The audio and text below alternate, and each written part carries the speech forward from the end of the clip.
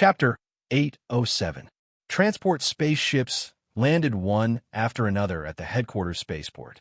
More than 700,000 Constellation Corridor players stepped onto the ground of the headquarters, and millions of Army players ran over to watch. From the spaceport to the main hall, it was packed with people. Luckily, the satellite base of the Army headquarters was large enough to accommodate hundreds of millions of members.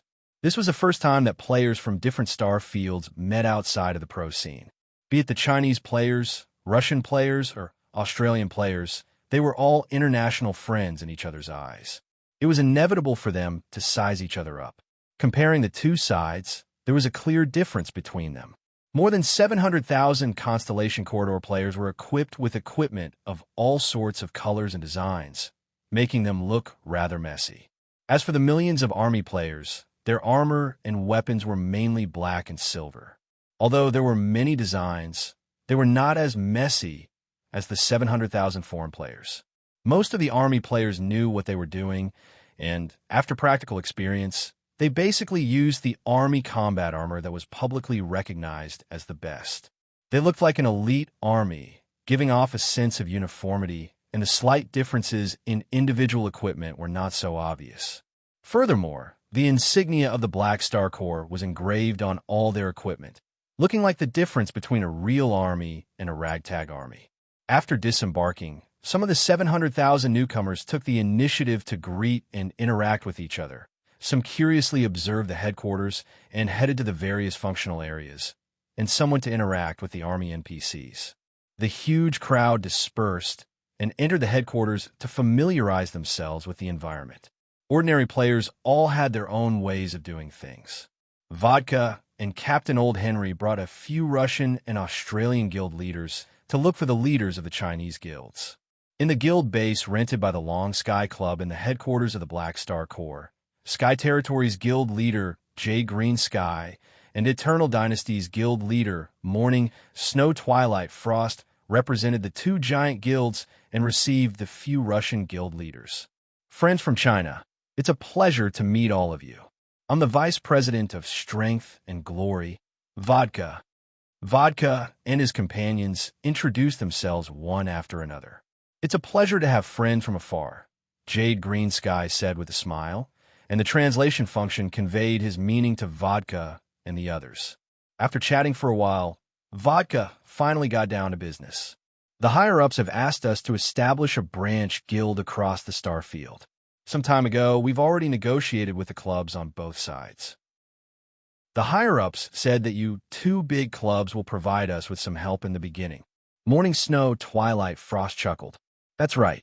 Pardon me for asking, but how many guild members did you bring to manage the branch guild? Vodka said, I've brought 12 core members, 150 official members, and 1,200 external members. The representatives of the other guilds also said the same thing, and each of them had around 1,000 players. In the official guild of a large professional club, the core members and official members had a proper job and were paid to play the game. As for the peripheral players, some of them were voluntary players, and some of them were workshop players. They could also get bonuses from the club. The few thousand of you running the branch guild here are going through a lot of hardships. Everything has to start from scratch. Buying all kinds of tools, items, and vehicles requires money. Repairing, strengthening, and updating equipment is the same. There's also the cost of building the guild base, going out to do missions, and so on. Furthermore, you have to find experience, materials, money, and other channels that can generate stable income. The sooner you turn your losses into profits, the better, right? Vodka and the others nodded. To them, running a guild was a job, and they were here to take on missions. If the branch guild was run well, it would be a result for them.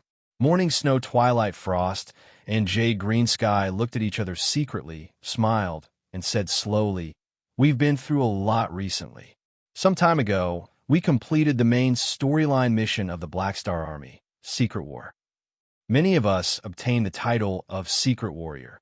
With this honor, we can enjoy a 10% discount on all our purchases in the Army. Of course, you guys will not receive such treatment. Only the Army players who participated in the Secret War had such benefits. This was a title that Han Shao had released, and the players who joined later had no chance to get it. These cross-star field guilds had already found out about this situation through the forums.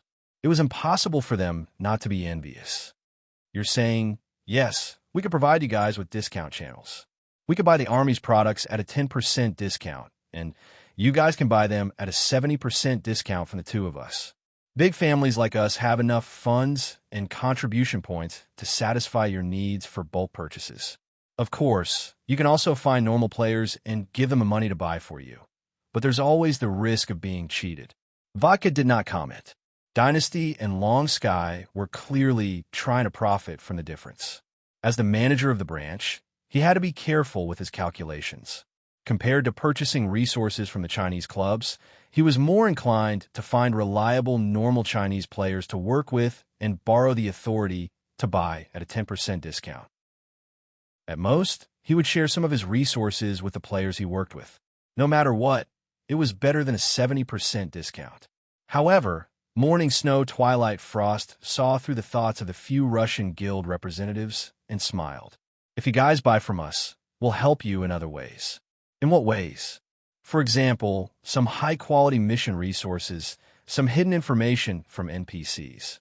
If you guys accept some high-difficulty missions, we can provide manpower to help.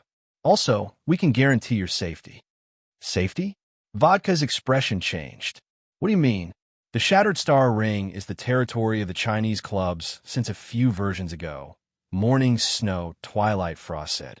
Dozens of large guilds and countless small and medium-sized guilds have shared many high-quality resources here. As outsiders, you guys came to our territory to operate a branch. I can't guarantee that the other guilds won't have conflicts with you. Furthermore, you guys are just a branch that came from afar and have limited manpower.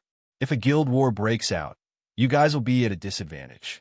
One of the business goals of the club guild was to provide resources and support for the professional players of the club teams, and the large guilds of the various countries were each other's biggest competitors. The Chinese clubs could not sit still and watch the other professional clubs operate their branches in their territory. The upper echelons had given the order for the guilds under them to think of ways to restrict the development of their competitors. Even if the club guilds of other countries were rich and powerful, if someone kept destroying their quests, stealing their resource points, and hunting down their members, they would not be able to develop. They would always be in a state of loss and would not be able to achieve anything. Morning Snow Twilight Frost's words were to remind Vodka and the others that if they did not pay some protection fee, the first and second tier clubs would find trouble with them. Of course, the Chinese clubs did not go overboard. After all, the players of the various countries were paying attention to the situation of the first batch of players to cross the star field. As the masters, they could not openly bully a group of outsiders without any foundation. Even if they were competitors, they had to take into account the recent attention. They did not want the Chinese professional circle to leave a bad impression on the other countries, so they still gave a little discount so that the foreign clubs would not lose out on the surface. Normal players would naturally not be targeted, but the clubs of the various countries were first and foremost business groups. In order to operate better, they had to rely on the glory of the professional players. While earning money, they also had to shoulder the expectations of the players.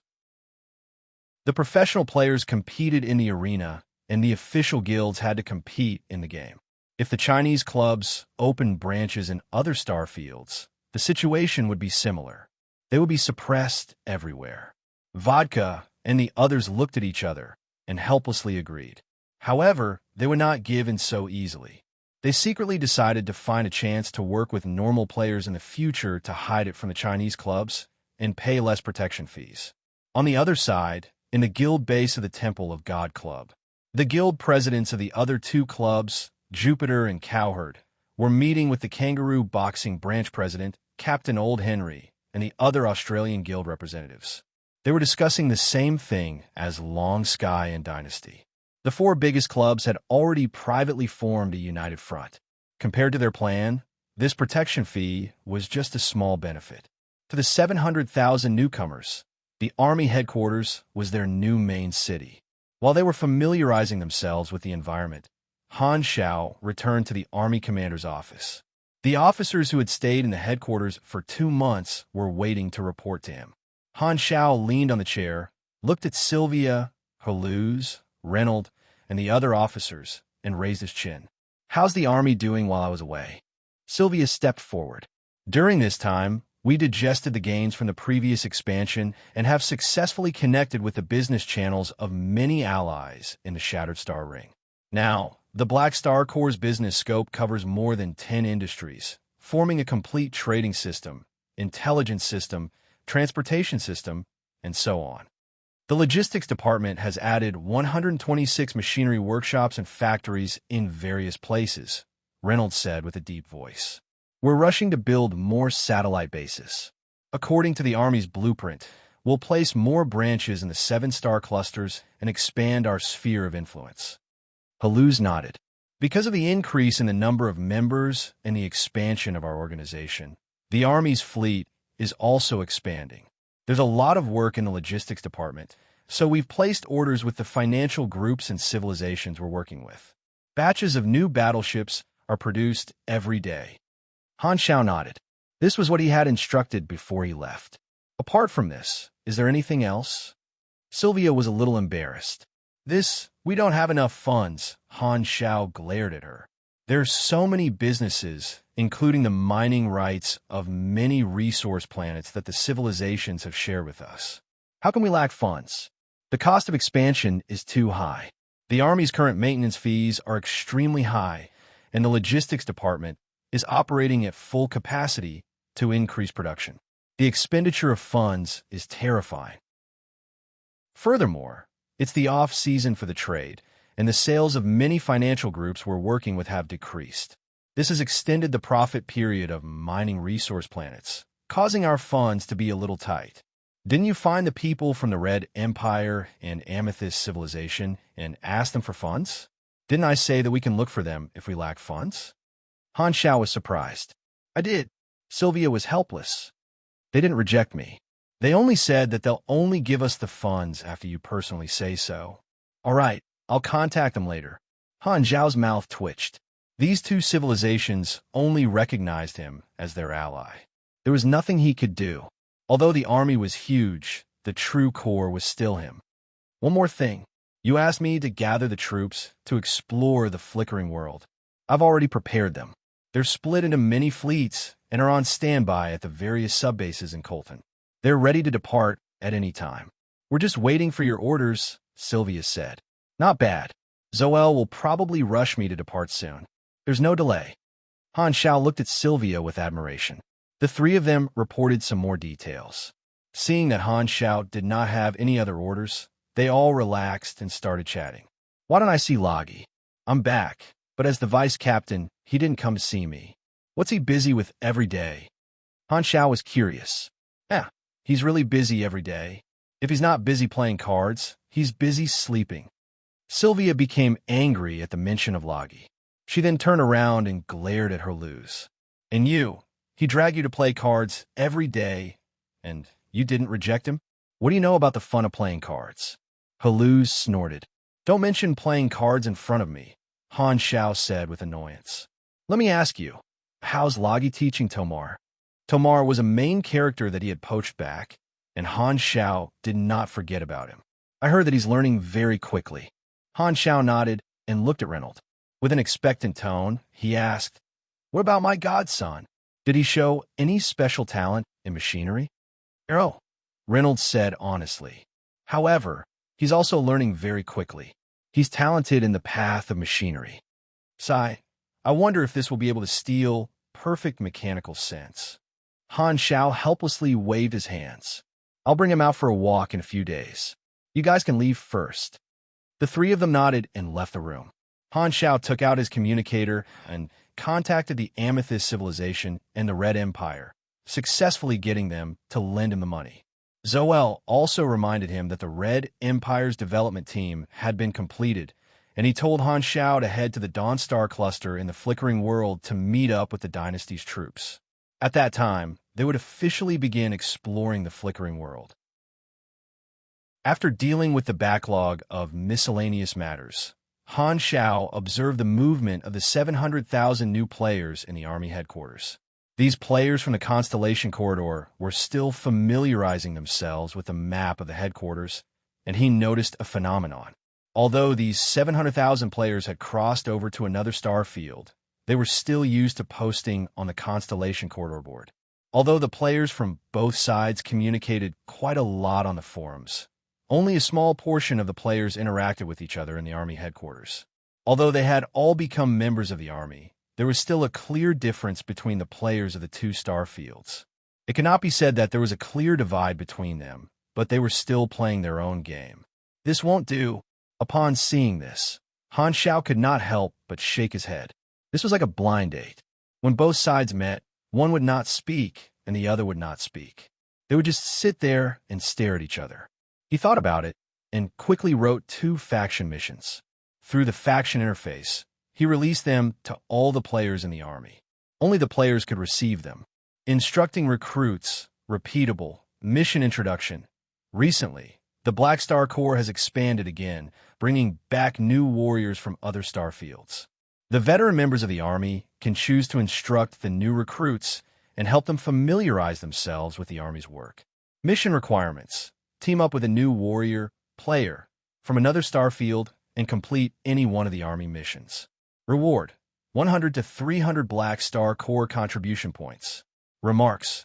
This mission can only be accepted by players who have been in the Army for more than 1 year. Instructing veterans, repeatable, mission introduction. As a new recruit to the Black Star Corps, veterans are the best people to learn from. Go ask them and let them help you understand the situation of the Army. Mission requirements. Team up with a veteran warrior of the Black Star Corps, player who has been in the Army for more than 1 year, and complete any one of the Army missions. Reward. 100 to 300 Black Star Corps contribution points. Remarks. This mission can only be accepted by players who have been in the Army for less than 1 year. Looking at the 2 missions that were released, Han Shao laughed slyly. After running the Army for 3 versions, the Army's contribution points had long become a key resource that was no less important than Anus. No one would complain about having too much. He did not want the players from the 2-star fields to form different groups. Those club guilds were competing for business, so there was no other way. However, normal players were different. They did not have so many benefits. He had been advocating internationalization for many years. Since they had come to his base camp, they were all leaks. He needed these new recruits and veterans to interact on a large scale and have fun together. Social interaction was an extremely important part of the player's experience. Since the players from both sides were so reserved and did not take the initiative to communicate with their international friends, Han Shao would seduce them into socializing. This way, it would be beneficial for the Constellation Corridor players to integrate into the Army system. Not only would they be able to get used to the new environment earlier, but they would also be able to slowly remove the label of Constellation Corridor from these people and change their mentality to Army players. This way, the interpersonal relationships between the players would become another reason for them to stay in the Army. He would use the players to attract the players, indirectly increasing the attractiveness and sense of identity of the faction. Han Shao suddenly slapped his forehead, and a strange expression appeared on his face. Why does it feel like a pimp? Chapter 808. Han Shao released the 2 missions, and the interface of all the Army players immediately changed. They all looked at it, and their expressions changed. Bringing new players to do missions will give us additional faction contribution points. This seems quite worth it. Completing any mission in the Army is fine. Does running errands count? Definitely. Even the dungeon crystals dropped by the Army count. These 2 missions can be repeated. This is a huge profit. We have to team up with players who have been in the faction for less than a year. Only new players born on planet Deirdre in version 3.0. It's the same for those from the Constellation Corridor. Didn't they just join the Army? The 2 faction missions were packaged into a faction activity, which created a wave among the players. The mission that Han Shao issued was not forcing the players, but enticing them. It was such a rare opportunity to farm contribution points. So many players would not reject it. They were just teaming up with a new player, so they would not lose anything. Perhaps some players would not be moved, but more players were willing to grab this opportunity. As long as the majority of the players did not limit themselves to their own small circle and took the initiative to team up with new players, his goal would be achieved. When new and old players played together, they would be able to build some relationships. At the very least, it was normal for them to add each other as friends. The two missions were set and targeted different groups. Instructing the new players would make the old players willing to team up with the new players, and consulting the veterans would make the new players take the initiative to find the old players.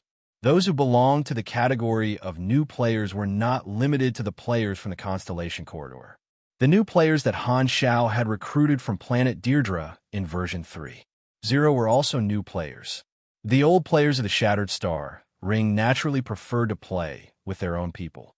Consulting the veterans was to let the foreign players take the initiative to find the old players of the army, not only the Shattered Star Ring players. Compared to these old players who had been in the army for 1 or 2 versions, these new players needed contribution points more and were more enthusiastic about this mission. Under Han Zhao's guidance, the situation in the army headquarters changed very quickly.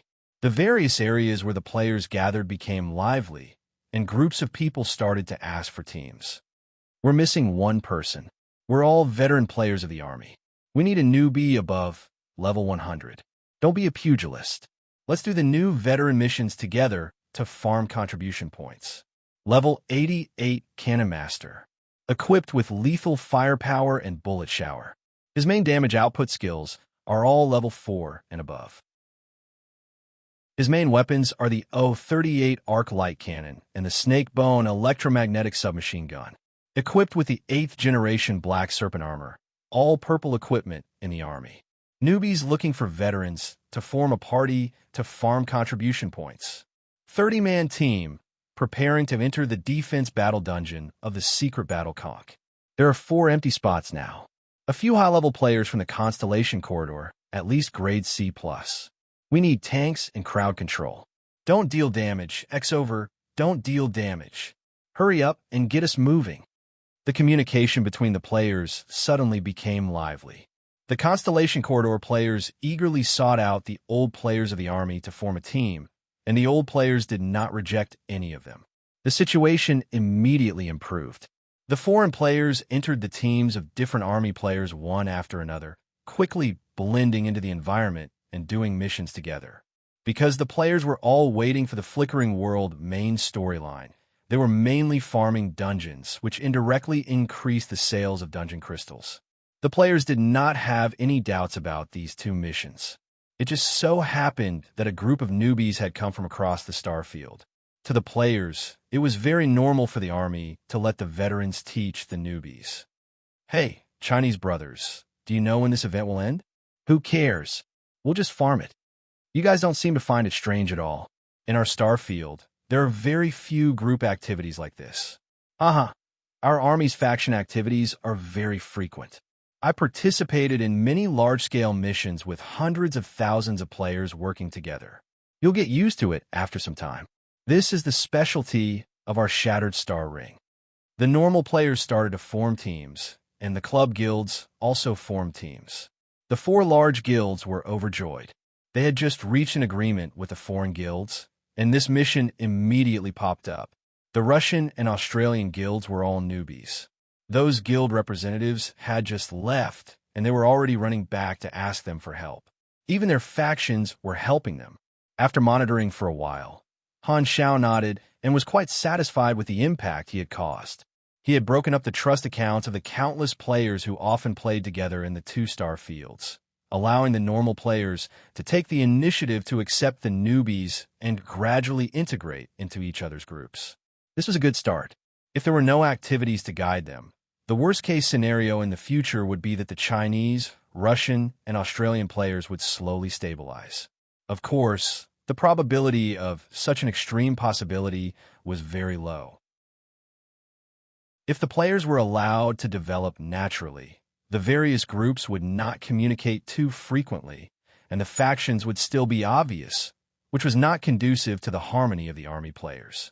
With him leading the way, The efficiency of communication between the players on both sides would be greatly increased, which was very beneficial to the faction. He planned to let these two missions continue for some time. Soon, he would be exploring the flickering world, and there would be countless missions. It was a good time for the players on both sides to act together. Closing the forums, Han Xiao left the office and returned to his bedroom. His bedroom in the army was very simple, with silver alloy walls and a transparent skylight on the ceiling that allowed him to look straight at the vast universe. In the middle of the room was a large black bed and simple living equipment such as mechanical suit display cabinets, bookshelves, fridges, automatic cookers, biological waste disposal boxes, and so on were placed along the walls. Only a pot of green plants was placed in the corner, adding a touch of life to the cold room. He had planted them himself. Taking off his coat, Han Xiao took a shower and came out wrapped in a loose towel. His slender body was covered in water droplets and hot steam. He took out more than 10 tubes of special nutrition paste with different flavors from the fridge, casually opened them, and gulped them down. This thing recovered stamina extremely quickly, and it was not cheap either. Beyond grade, as could basically not eat or sleep, replenishing themselves by absorbing all kinds of energy. However, he still retained his habits as a human. The increase in strength and the change in his race would also change the way he viewed the world. He did not need to rest, just to remind himself that his humanity still existed. Because of the amazing control that Beyond Grade has had over their bodies, Han Xiao could no longer fall asleep naturally and could only control his brain to enter a dormant state. After going to the Central Galaxy for 2 months, he finally fell asleep in his own home. Lying on the bed before falling asleep, Han Xiao's consciousness entered the quantum network and greeted Philip. "I'm going to sleep. Call me if you need anything. Good night." "Master, good night, Philip said. After resting for a night, Han Xiao opened his eyes on time, got out of bed, washed up, took off his robe, and put on a black coat, returning to his image as Black Star. The first thing he did was to open the forums. Because of the cross team, more and more new players were active in the Shattered Star Ring and communicating with the Chinese players. With a glance, Han Xiao noticed that there was a new post on the forum. It was the latest episode of the popular Galaxy Times program. It'll mention the matter of crossing star fields. Han Xiaoxin opened the show. After watching the familiar opening, the two hosts shared the events and interesting stories of the various star fields. Very soon, they mentioned the first batch of players who crossed star fields. Not long ago, the famous NPC faction of the Shattered Star Ring, the Black Star Corps, provided the Constellation Corridor players with a channel to the Shattered Star Ring. According to statistics, a total of 713,000 players left with the Black Star Corps, completing the first known crossing of star fields. In version 2.0, the Black Star Corps was the guiding faction for the players of the Shattered Star Ring. Now, they're guiding the players of another star field to cross star fields. Maybe this is a signal. In the next version, the players will be able to cross star fields on a large scale and freely go to different areas. We have data to prove that the evolution of the players' areas of activity is like this. Version 1.0, Novice Planets. Version 2.0, Entering the Galaxy. Version 3.0, Exploring the Star Cluster. In every version, the player's area of activity will expand. Originally, we thought that the players would mainly explore the star field they were born in, but the actions of the Black Star Corps gave us a new idea. Because of the theme of the galaxy, the players of the various star fields will interact sooner or later. Therefore, according to this trend, we can infer that the next version will be the stage where the players can freely cross star fields. After watching the show, Han Xiao smiled. This speculation was logical, but the Galaxy Times was only half right. In the next version, the players would indeed be able to cross star fields on a large scale. However, unlike what the Galaxy Times had guessed, the players would not be able to freely go to different areas but gather in the flickering world. The Galaxy Times had misled the players. Other than Han Xiao, no one knew that the flickering world would be the main stage of the next version. Han Xiao smiled to himself. The players who followed me to the flickering world now have no idea how much of an advantage they are getting. After browsing through the forums, Han Xiao finally got down to business. He patrolled around the army headquarters before heading to the logistics department. Walking into Reynolds' office, he immediately saw Nero, who was buried in a mountain of books. Godfather. Nero raised his head, and his dark eyes could be clearly seen. Realizing that it was Han Xiao, his tired face bloomed with joy. He threw away the book in his hands and ran into Han Xiao's arms. Looking at the terrifying amount of homework that Reynolds had given him, Han Xiao's mouth twitched. This is already at the level of child abuse, right? Criticizing Reynolds in his mind, Han Xiao patted Nero's head and said, "Let's go. I'll take you on a trip." "Really?" Nero was so surprised that he almost cried out. When he left Star regretful, Nero thought that he was going out to play with his godfather. Who would have thought that there would be endless homework in the universe? With Reynolds' personality, what he was best at was force-feeding. For the past 2 months, Nero felt as though he had been in hell. Now that he saw Han Xiao, it was as though he had seen an angel who had descended to save him. He could finally escape from this sea of suffering. "Didn't I promise you?" Han Xiao smiled. Actually, he was not completely bringing Nero on a trip. The main purpose was to go to the Tyla civilization, where Heriful was, and find the wormhole location data that God's doppelganger had passed through. Other than Nero, Han Xiao only brought Han, Aurora, and Fu Ding. They set off in the blacklight stealth, which was extremely fast. It would not take too long for them to go back and forth, so it would not delay the operation in the flickering world. Because Heriful had been killed by God's subordinates long ago, the chances of finding the wormhole data were very slim. Therefore, Han Xiao purposely brought Fyodor and Nero along to make up for his bad luck. After all, the people who believed in metaphysics the most were still the Africans. The blacklight stealth passed through the Stargate without any stops along the way. In just a few days, Han Xiao and the others arrived at one of the Tyla civilization's ruling planets and visited the advanced machinery school where Heriful had once worked.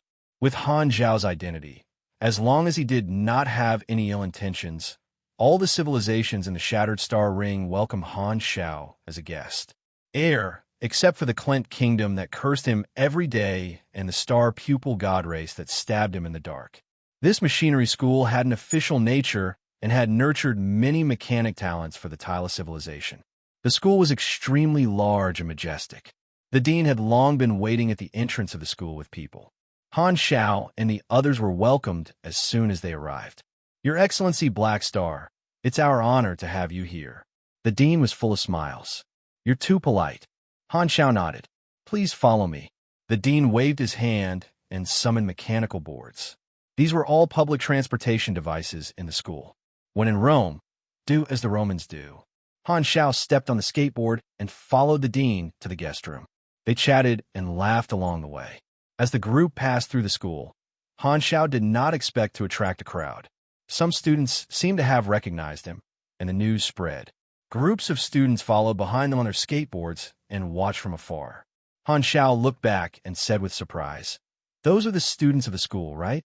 Why are they following behind us?" "Your Excellency Black Star, as you know, this is the machinery school. All the students are mechanic supers," the dean said helplessly. "So, ahem, you don't seem to be very clear about your position in the hearts of the mechanic students." Han Xiao immediately understood.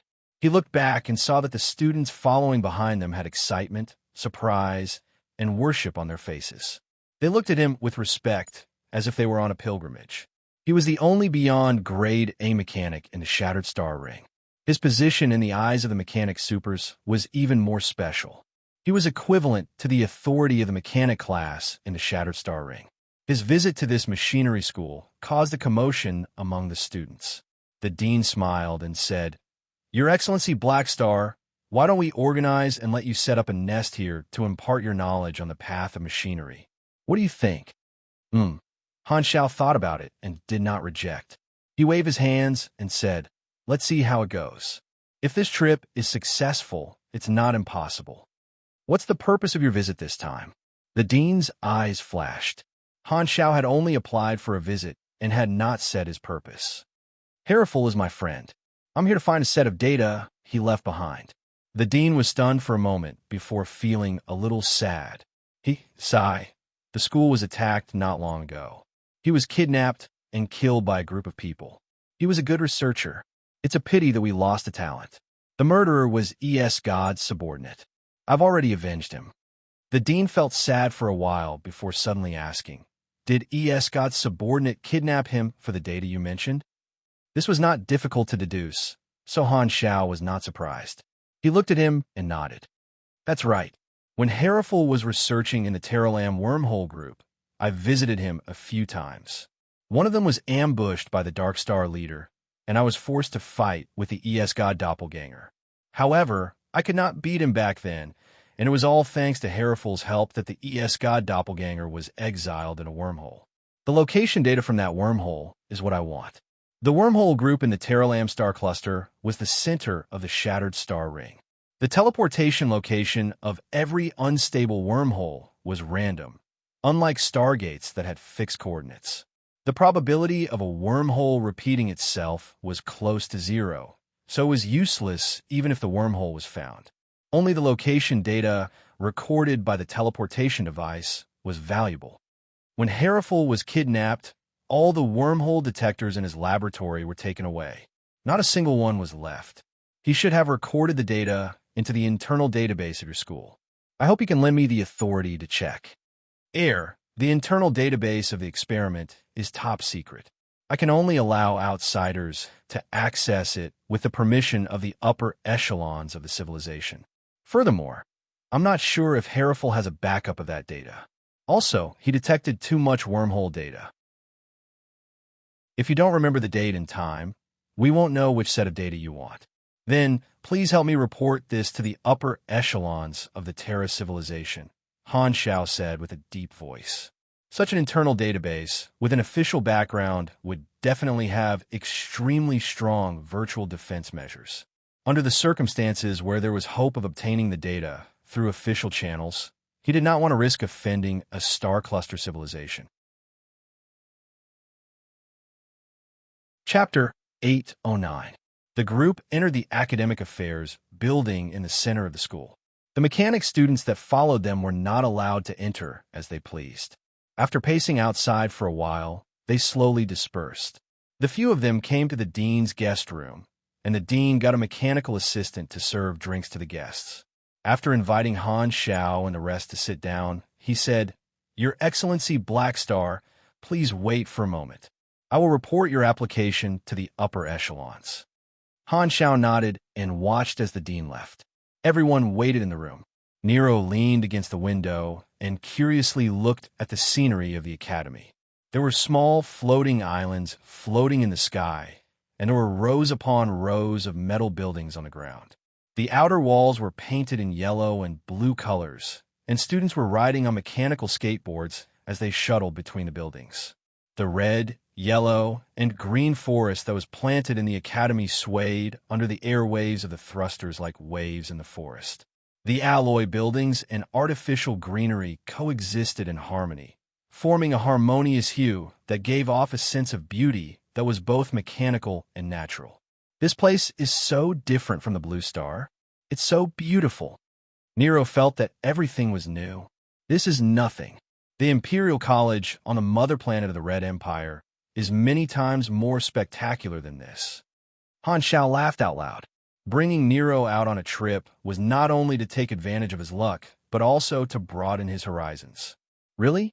I want to take a look as well. Nero was filled with interest. I will bring you there in the future. Han Xiao waved his hand and called Nero back. He pointed at the drinks on the table and said, "Come have a taste. This is good stuff." There were a few cups of hot white liquid on the table, exuding a rich milky aroma. It was some kind of milk product specially provided by the Tyla civilization. As the liquid swayed, it shone with a faint golden light, as if the sun was shining on a milk river at dusk. Nero took a sip, and his eyes widened. He then raised his head and gulped down a large mouthful before letting out a sigh of relief. He licked the white stains on his lips with a look of unsatisfied. "Is it good? If it's good milk." "Godfather, what is this? I've never drunk such delicious milk before," Han Xiao explained with a smile. When the Tyla civilization was exploring a certain colonial planet, they discovered an interstellar creature that was on the brink of extinction in the universe. It was called the Helleboral beast, commonly known as the Nebula Behemoth. Its body was extremely huge, covering the sky and the sun. It could travel through the stars with its physical body. Some people even called it the giant godmount.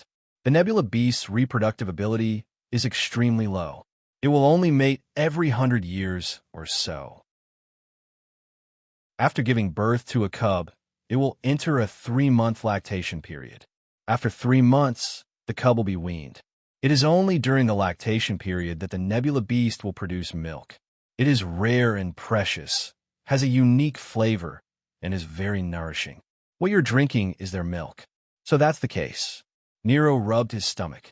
No wonder my body feels so warm after drinking it. Do you still want a drink? Drink mine. Han Xiao smiled. Nero licked his lips. He was a little craving for it, but after some internal struggle, he shook his head. You can't let me finish such a precious thing.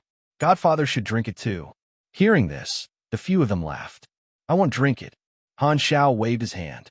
Luxuries that were extremely precious to ordinary galactic residents were nothing in his eyes. He would always have them if he wanted them. However, he was not interested in luxurious consumables.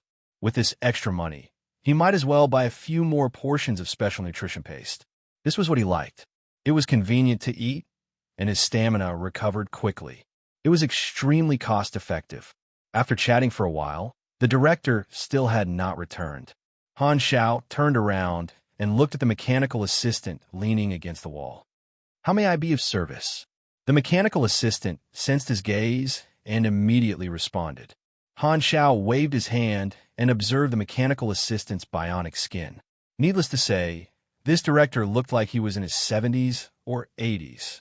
The bionic skin that he gave the mechanical assistant was extremely attractive.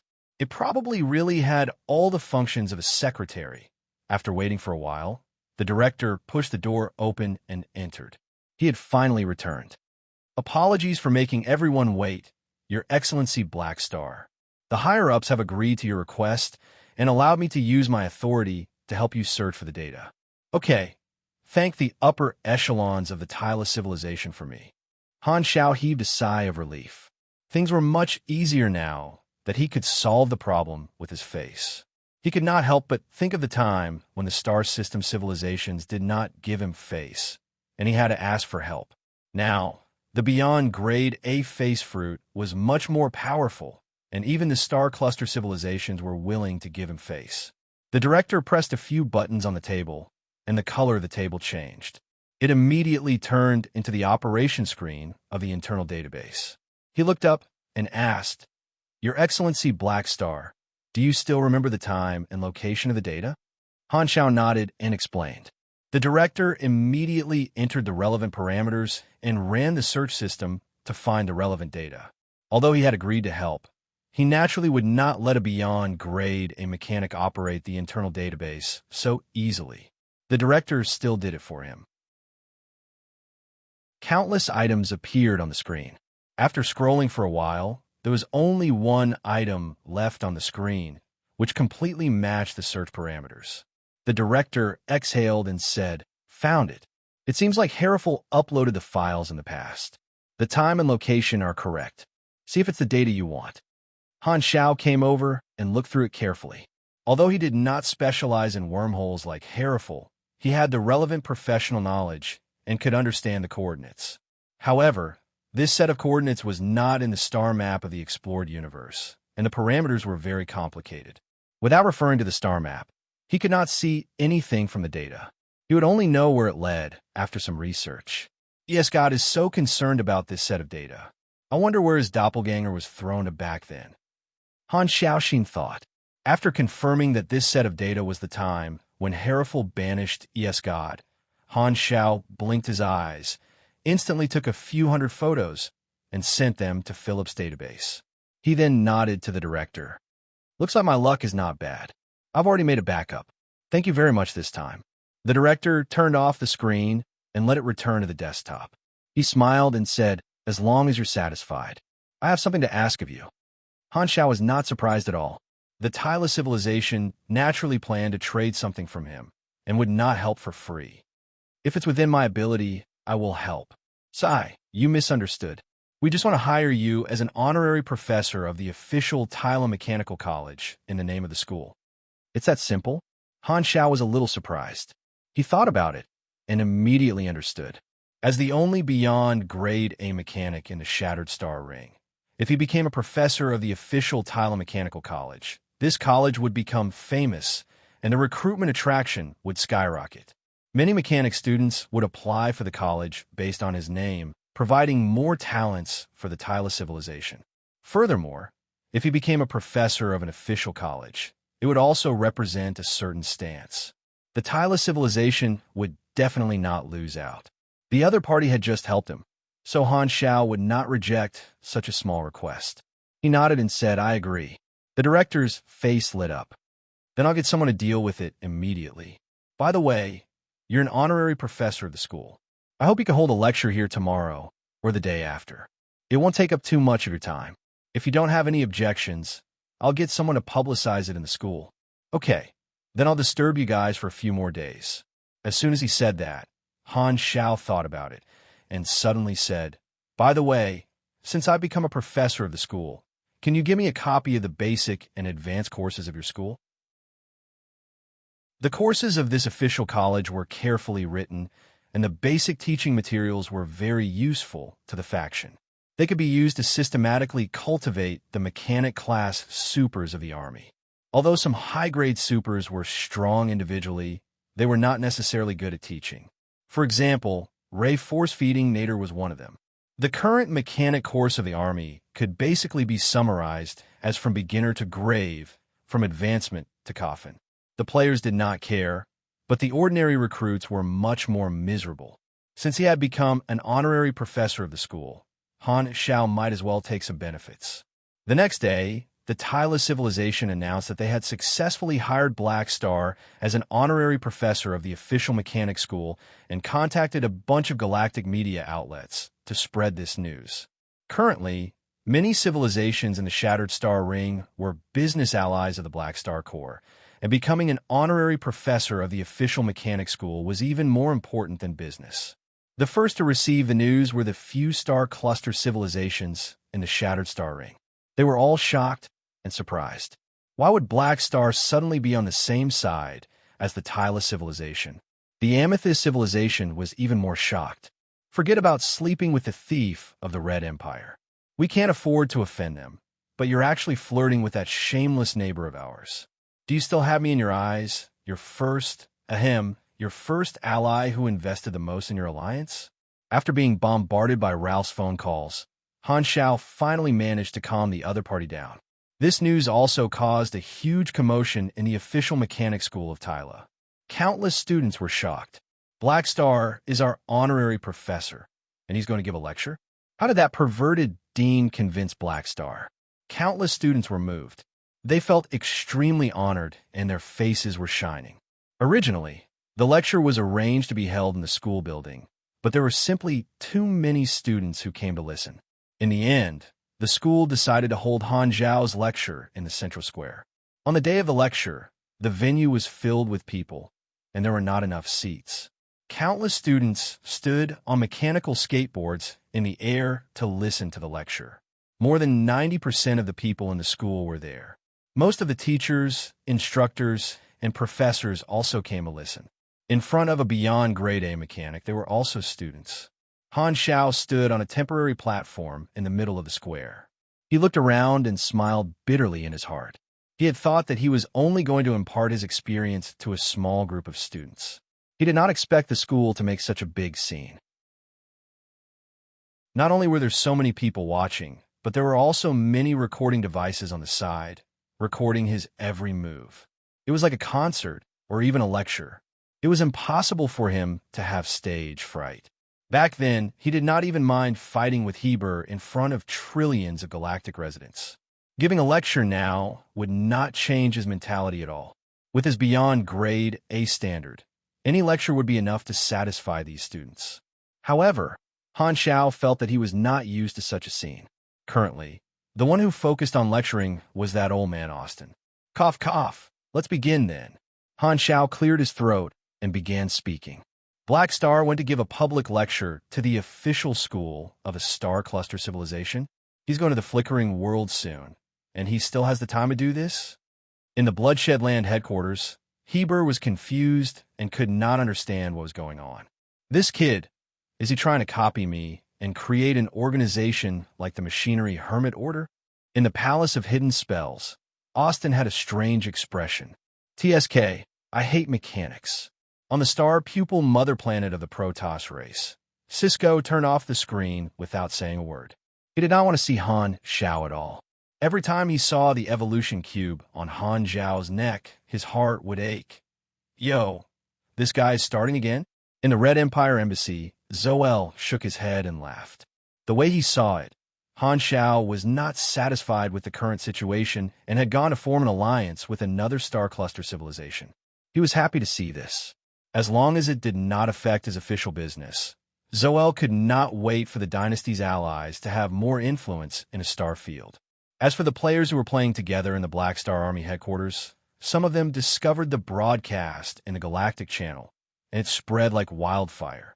Very soon, it spread among the players, and more players turned on their communicators to watch Han Xiao's lecture. That's weird. I thought the army commander had been staying in the headquarters. Who would have thought that after not seeing him for a few days, he would go to another civilization? What is he talking about? Why can't I understand him at all? Just as the players were watching curiously, all of a sudden, the mechanic players were all shocked. A notification appeared on their interface. You're listening to Black Star, LV, talking about the knowledge of the mechanic class. Because the gap is too large, an INT and LUK judgment has been made. Judgment has ended. You seem to understand it. One of your random mechanic class skills has received 50,000 EXP. You're listening to Black Star, LV, talking about the knowledge of the mechanic class. Because the gap is too large, an INT and LUK judgment has been made. Judgment has ended. You seem to be in deep thought. 2 of your random mechanic class skills have received 12,000 EXP. You're listening to Black Star, LV, talking about the knowledge of the mechanic class. Judgment has ended. You have an epiphany. 4 of your random mechanic class skills have received 350,000 EXP. All the mechanic players who were watching the broadcast were shocked. This is skill EXP? The mechanic class players were overjoyed. This was the kind of notification that NPCs would give when they taught skills or EXP to the players. However, it was very rare to encounter a random skill EXP increase. The mechanic players did not expect that they would trigger such a good thing when they came to watch the broadcast out of curiosity. Very soon, the news was exposed on the forums and spread to the ears of all the mechanic players like a hurricane. They were extremely surprised and started to watch the broadcast. Holy sh*T, my mechanic class skills have leveled up. This must be a random event. This is much faster than me doing missions. Holy sh*T, my intermediate machinery affinity is now level 9. I'm only 1 level away from max. As long as the army commander is awesome. Leveling up skills had always been a bottomless pit that consumed EXP. The mechanic players were practically celebrating. The players of the other 4 classes could only be envious and jealous. They could only watch as the mechanic players encountered random events and earned a lot of EXP. It had been a very long time since Han Xiao personally taught skills to the players. Because they did not interact much with him, many players had gradually forgotten about his past. However, this accident coincidentally made countless players suddenly remember his identity as a teacher. His image in the hearts of the players was instantly solidified. He was recognized as the top teacher of the mechanic class. Chapter 8:10. Your Excellency Black Star, you're welcome to visit the school anytime.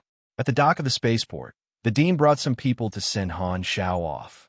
The effect of the lecture in the morning was remarkable. Not only did the students of the school benefit, even the dean felt that he had benefited greatly. At this time, he sincerely wanted to get closer to Han Xiao. Let's keep in touch in the future. Han Xiao nodded and led the group into the black light stealth behind him. The spaceship started up and turned into a stream of light, shooting into the dark and vast universe along the spaceport. With the data in hand and the lecture that he had promised the dean, he did not stay any longer and left the Tyla civilization. As for the influence of his association with the Tyla civilization, he did not really care. The Tyla civilization was a neutral civilization in the Shattered Star Ring and was very powerful. They were rarely provoked by other organizations and did not take the initiative to provoke others either. The heat of the Black Star Corps' expansion had yet to disappear, so this bit of news would not cause much of a commotion. At most, it would make the star cluster civilizations of the same level react a little. However, the excited mechanic-class players on the forums surprised him. After reading the post, he realized that the public lecture had triggered the random event of high-level NPCs imparting knowledge, which gave many mechanic-class players unexpected benefits. There were many ways for players to gain experience, and this kind of passive experience imparting by high-level NPCs was one of them. It was just that it was relatively rare. Other than luck, the chances of it happening also depended on the difference between the NPCs and the players, as well as what the NPCs were talking about. Pugilists and mage-class players were not unfamiliar with this.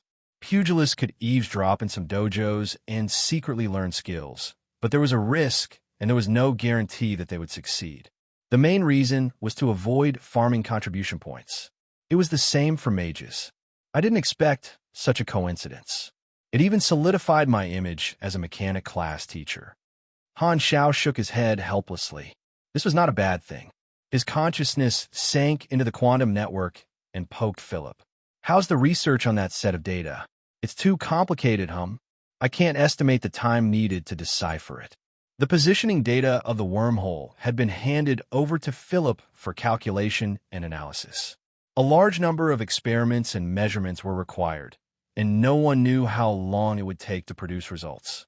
However, Han Xiao was not in a hurry. Since the Tyla civilization knew that he and ES God had their eyes on this set of data, they would definitely feel that there was some secret to this set of data and would definitely organize professional scientists to study it in secret. The research speed of a star cluster civilization would naturally not be slower than him and ES God. He had a good relationship with the Tyla civilization because he wanted to borrow their strength. If the Tyla civilization managed to find some clues, he would also have the opportunity to enjoy the results. He was also preparing to send the data to the Empire and borrow the Empire's technological power to decipher the secrets of the data. With such a powerful ally, it would be a waste not to use it. The journey was peaceful, and the Blacklight stealth returned to the army headquarters. After resting for a few days, the dynasty's official order was finally issued. The Black Star Corps, Bloodshed Land, Clint, and the other Shattered Star Ring allies were to immediately head to the flickering world through the dynasty's Stargate station at the edge of the starfield. After preparing for so long, the dynasty was finally going to officially start the first phase of development of the flickering world. Han Xiao immediately issued a mobilization order. When it was time to depart, Philip's broadcast announcement echoed throughout the entire army headquarters. All army members participating in the development of the flickering world, please board the spaceship immediately. We will depart in 30 minutes. I repeat, all. The players could not wait to leave. They entered the spaceport and stepped onto the transport spaceships. After the end of the Secret War, the flickering world had already become the next main storyline in the eyes of the players. Exploring an unfamiliar star field was the grandest main storyline event they had ever encountered. The millions of players were extremely excited. Furthermore, with the example of the secret combatant title, most of the army players accepted the Flickering World main storyline mission. The number of people participating in the Flickering World main storyline mission was unprecedented. Among them, the players from the Constellation Corridor were even more excited.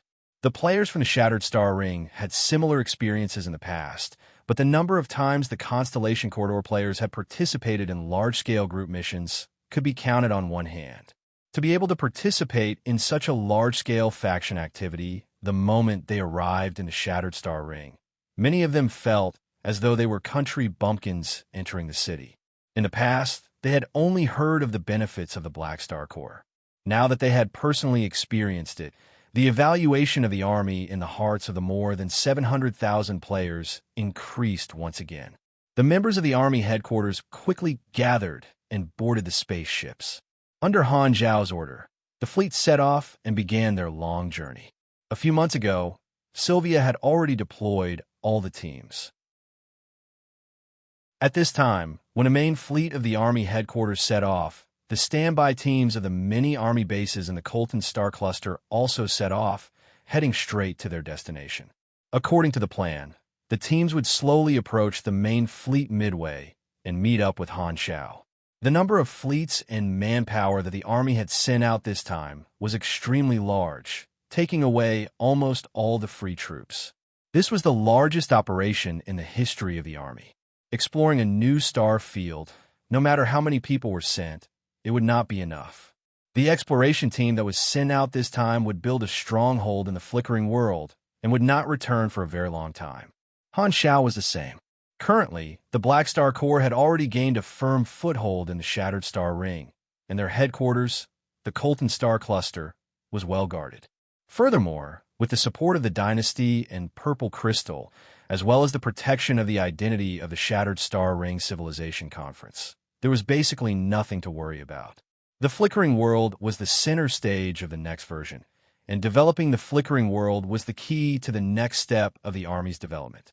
The Dynasty's allies in the Shattered Star Ring were the first organizations to explore, and Han Zhao had only obtained such an advantage after many operations. This opportunity could not be missed. Only by obtaining a greater advantage and building a firm foundation could they deal with the countless organizations that would fight for territory in the future. Somewhere in the Shattered Star Ring, floating Dragon Island, Dragon Emperor Palace. Is that so? Black Star has already set off. The communicator showed the message sent by Han Zhao. Ames retracted her gaze, glanced at the floating dragon officers on both sides of the Dragon Bone throne, and softly said, "Set off. Let's go to Aquamarine." Central Galaxy, Abyss of Stars, the mother planet of the Radiant Federation. Radiant's president, Bader Al-Hassid, put down the intelligence in his hands, looked around at the elders in the room, and slowly said, "The Red Star Corps is finally about to open the Flickering World. The Dynasty's main focus in the future will be placed on this. It is estimated that the exploration of the Flickering World will last for hundreds of years." The chief elder tapped his walking stick and said with a hoarse voice, "The Flickering World was first discovered by our detectors. Back then, when we traded the ownership of the Flickering World to the Red Empire, we exchanged a lot of benefits. They are developing a new star field, and it will take a very long time for them to earn back their investment. Back then, when they compromised with the Red Empire, it was to exchange benefits, avoid the Dynasty's sharpness, and quell the Crimson Tide."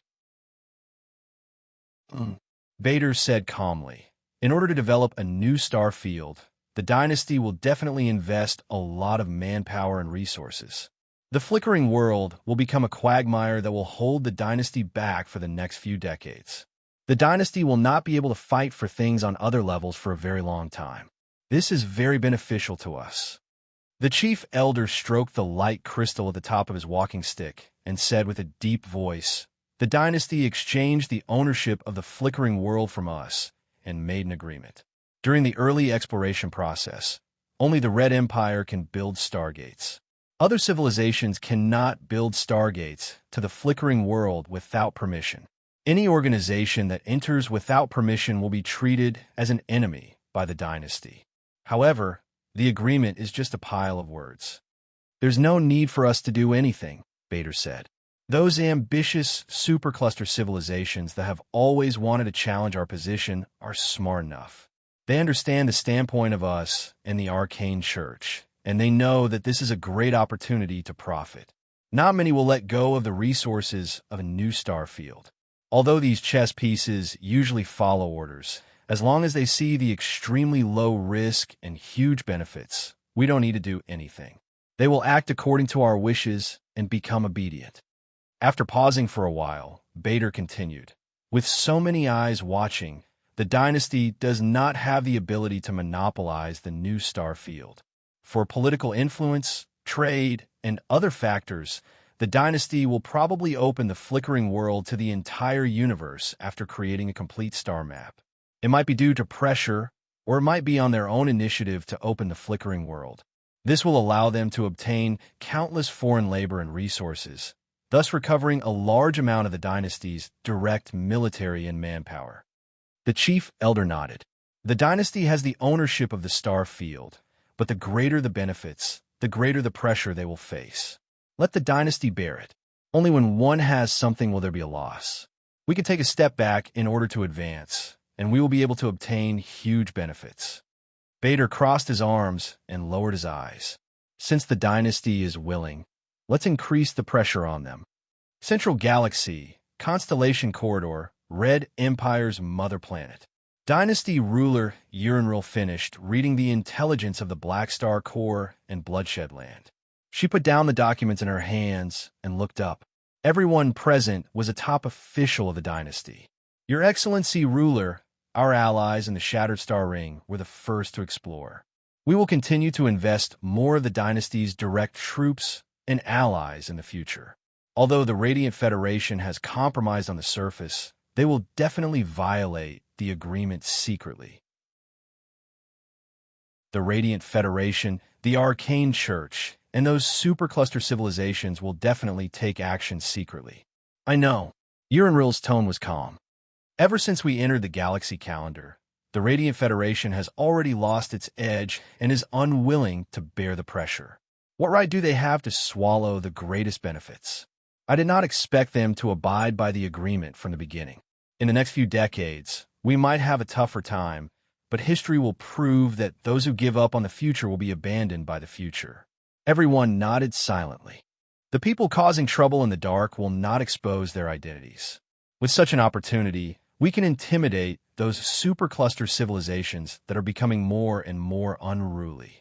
Uranrel's eyes narrowed as she said firmly, "Let them remember the dynasty's way of doing things." On the fallen ark, Harrison flicked his tongue and woke up E.S. God from his slumber. The Arcane Church has responded. E.S. God woke up, took a deep breath, and slowly said, "What did they say?" "They said they do not know. That means they have agreed." E.S. God narrowed his eyes. "Have the fleet turn around and head to the desolate universe belt near the Arcane Church.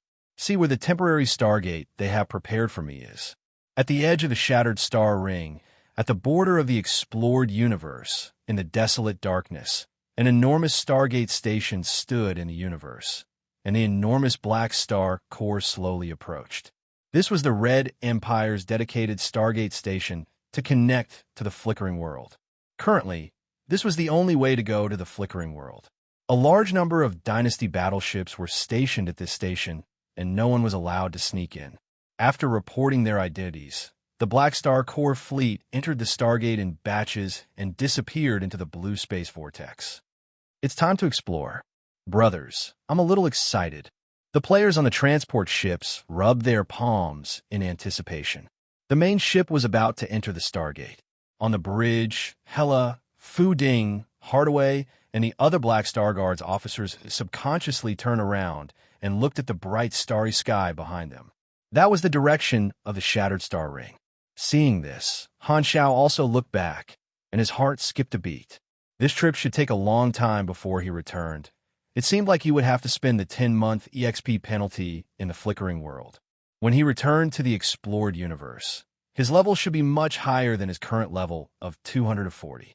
The evolution cube might not be the only universal treasure in his hands. Retracting his gaze, Han Xiao looked at the blue Stargate vortex in front of him. On the other side of the Stargate was a vast world full of opportunities. Dong!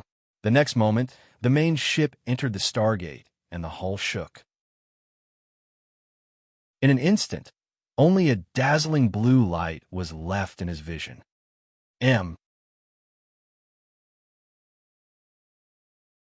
Chapter 8:11. Godly Mechanic will be updated a little later today. Please wait for a moment. After the content is updated, please refresh the page to get the latest update. Chapter 812 Flickering World, Dawn Star Cluster. Han Zhao's main ship passed through the Stargate and instantly crossed the desolate universe belt, jumping directly from the shattered star ring to the flickering world. On the other side of the Stargate was the Dynasty's fleet. Han Zhao looked out of the window, his gaze sweeping across the dense starlight that was distributed in blocks. Unlike the prosperous star field in his memories, the current flickering world was still very desolate and primitive. There were not many traces of development, and the quantum network was completely silent. The only signal that could be connected to the quantum network was the Dynasty's military base station channel, which meant that this new star field was not open to the outside world yet. Beep beep. As soon as they passed through the Stargate, the main ship received a communication request from the Dynasty's military. After connecting, a 3D projection appeared in front of everyone. It was an old Dynasty military officer, not a stranger. Hila, who was at the side, glanced at the densely packed badges on this person's body, then glanced at the insignia on the sleeve of his military uniform, and came to the conclusion that this person was an admiral of the Dynasty, a proper high-ranking member of the military. This person's eyes locked on Han Zhao, and he nodded slightly. He did not show his imposing side and smiled gently. "I'm Terakov, the Commander-in-Chief of the Flickering World Development Force, Your Excellency Black Star. Welcome to the Dawn Star Cluster." Commander-in-Chief. Han Zhao nodded. Terakov was also someone he was familiar with. In his previous life, when the players were active in the Flickering World in version 4.0, Terakov was the Commander-in-Chief of the Dynasty's forces in the Flickering World. At that time, many of the Dynasty's development missions were issued in the form of military documents with Terakov's name. He was the person in charge of the Dynasty in the Flickering World, and all the Dynasty's missions were issued by him. Now that he was leading a team to explore the Flickering World, Terakov was like half a superior, helping the Dynasty to communicate with their allies and pass on the Dynasty's orders. Han Xiaoxi knew that he would have to deal with this guy for a very long time. Thankfully, Terakov was a very senior military officer and belonged to the moderate faction. He had always been steady and not difficult to get along with. It was also because of this that the Dynasty sent him over to manage the affairs of the Flickering World. Let's cut to the chase. Heber's Bloodshed Land and Clint have arrived in the Flickering World 2 days ago. Bring your troops over as soon as possible. When you arrive, we will discuss the plan for the field exploration. All right. Han Zhao nodded, and Terakov cut off the call. Opening the 3D star map, the current map of the Flickering World appeared before everyone's eyes. Only the Dawn Star field was marked in green, indicating that it had been completely explored. The star map was relatively complete, while more than 90% of the other regions were gray, without any detailed information. The Dynasty had built many strongholds in the Dawn Star cluster, and the planet where the main stronghold was located at the border between the Dawn Star cluster and the unexplored region. It was an important transportation route and was named Planet Lighthouse, meaning that it was a lighthouse that guided explorers back. This was the meeting point that Terakov had marked. It will still take some time for the entire fleet to pass through the Stargate. Aurora swiped a few times on the control panel, bringing up the countdown for the assembly of the entire fleet calculated by the artificial intelligence. Sylvia, Haluz, Reynold, Lagi, and the other officers with important positions remained in the Shattered Star Ring to manage the operations of the Army headquarters. Han Zhao only brought along a portion of the Army's senior officers, such as Hela, Fu Ding, Hardaway, and the rest of the Black Star Guards. Most of them were people with no duties, and they were now in charge of different tasks in the exploration team. The various subjects that Aurora had chosen to study were put to good use. She became Han Zhao's secretary and dealt with all the miscellaneous matters on this side. Philip, plan the route, Han Zhao said. Okay, A glowing line immediately appeared on the star map, marking the fastest route to Planet Lighthouse. The Dynasty knew the importance of transportation, so they had set up a large number of military stargates in the Dawn Star cluster. They were all marked on the star map to make it convenient to jump through them, greatly reducing the travel time in the star cluster. However, this was only temporary. Han Zhao knew that when the Flickering World opened up, the dynasty would take back a portion of the military stargates. Han Shao thought for a while before ordering, split up a few engineering fleets, and let them leave the main force to set up our army's quantum communication base in the Dawnstar cluster. Don't hide it from the dynasty. Just say that this is to make it easier for us to communicate with the people in the Shattered Star Ring headquarters. The quantum network spread throughout the explored universe, relying on countless base stations and network nodes. The flickering world had not completed its infrastructure yet, so it was not connected to the quantum network of the explored universe. Currently, it could only be connected through the dynasty's nodes and base stations. Han Zhao's move was to set up the army's network base station here, spreading his own spies. When the star field opened up in the future, it would be equivalent to a natural intelligence channel. Normally, this was the authority of an advanced civilization. Now, this was one of the benefits of the dynasty's allies, so the dynasty would not stop it. As long as the dynasty's base station was not replaced with theirs, the dynasty would let it be. The army's battleships passed through the Stargate one after another, and very soon, everyone gathered in the flickering world. They immediately set off toward Planet Lighthouse. There were no outsiders in the Dawn Star cluster for the time being, so the fleet spent a few days passing through dozens of military stargates that connected the various strongholds. After crossing the entire Dawn Star cluster, Planet Lighthouse was in sight. Outside the porthole, what appeared in everyone's eyes was a planet surrounded by densely packed battleships. The dynasty's direct exploration team, the Bloodshed Lands exploration team, and the Clent Kingdom's exploration team were gathered on this small planet. Together with the Black Star Army's exploration team, the number of spaceships exceeded 100 million. It was a magnificent sight. In the eyes of the officers, this scene was only second to the grand battle between the army commander and Heber. Among them, the scale of the dynasty's troops was the largest. The productivity of a universal civilization was extremely developed, accounting for about 70% of the total spaceships. Not far away from the planet, there were a few Stargate stations at the same time, but they were not activated at this time. The surface of Planet Lighthouse was covered by machinery and metal, and not a single bit of soil was exposed. The dynasty's exploration team had used the dynasty's famous Idiot Planet base expansion package on Planet Lighthouse, flattening the ground through high pressure, increasing the planet's density, and modifying the terrain and crust, directly turning this planet into a planetary-level military fortress. The fleet stopped outside the atmosphere, and Han Shao led his Black Star guards to a small spaceship that landed on the surface of Planet Lighthouse's dock. The hatch opened. Han Shao stepped onto the metal dock, and his gaze slid past the rows of metal buildings before landing on the most eye-catching building in the distance. It was a towering tower that was a few thousand meters tall. It stood out like a crane among chickens. All the surrounding buildings looked like dwarfs under the feet of a giant. This was the stronghold headquarters of Planet Lighthouse. There were already officers waiting on the dock. After giving a military salute, they invited Han Shao and the others to board the ground vehicle and head toward the Planet Lighthouse headquarters.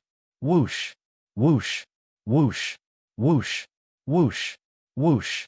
The group passed through the bases on the ground, and the wind howled. Han Shao observed for a while, and realized that the buildings on the ground were mainly hangars and resource warehouses. Countless vehicles and mechanical assistants were like hard-working ants, moving carts after carts of resources. Planet Lighthouse is the logistics base of the exploration team. A large amount of resources are stored here. The accompanying officer saw that everyone was observing the surroundings, so he explained. Han Shao nodded. The 3-star clusters that they would explore in the first phase were Renault, Geru, and Crown. They were all neighbors of the Dawn Star cluster, and Planet Lighthouse was the best transit point. The ground journey was very short, and the group entered the Planet Lighthouse headquarters very quickly. They took the anti-gravity elevator all the way to the central floor of the headquarters, which was about 1,400 meters above ground.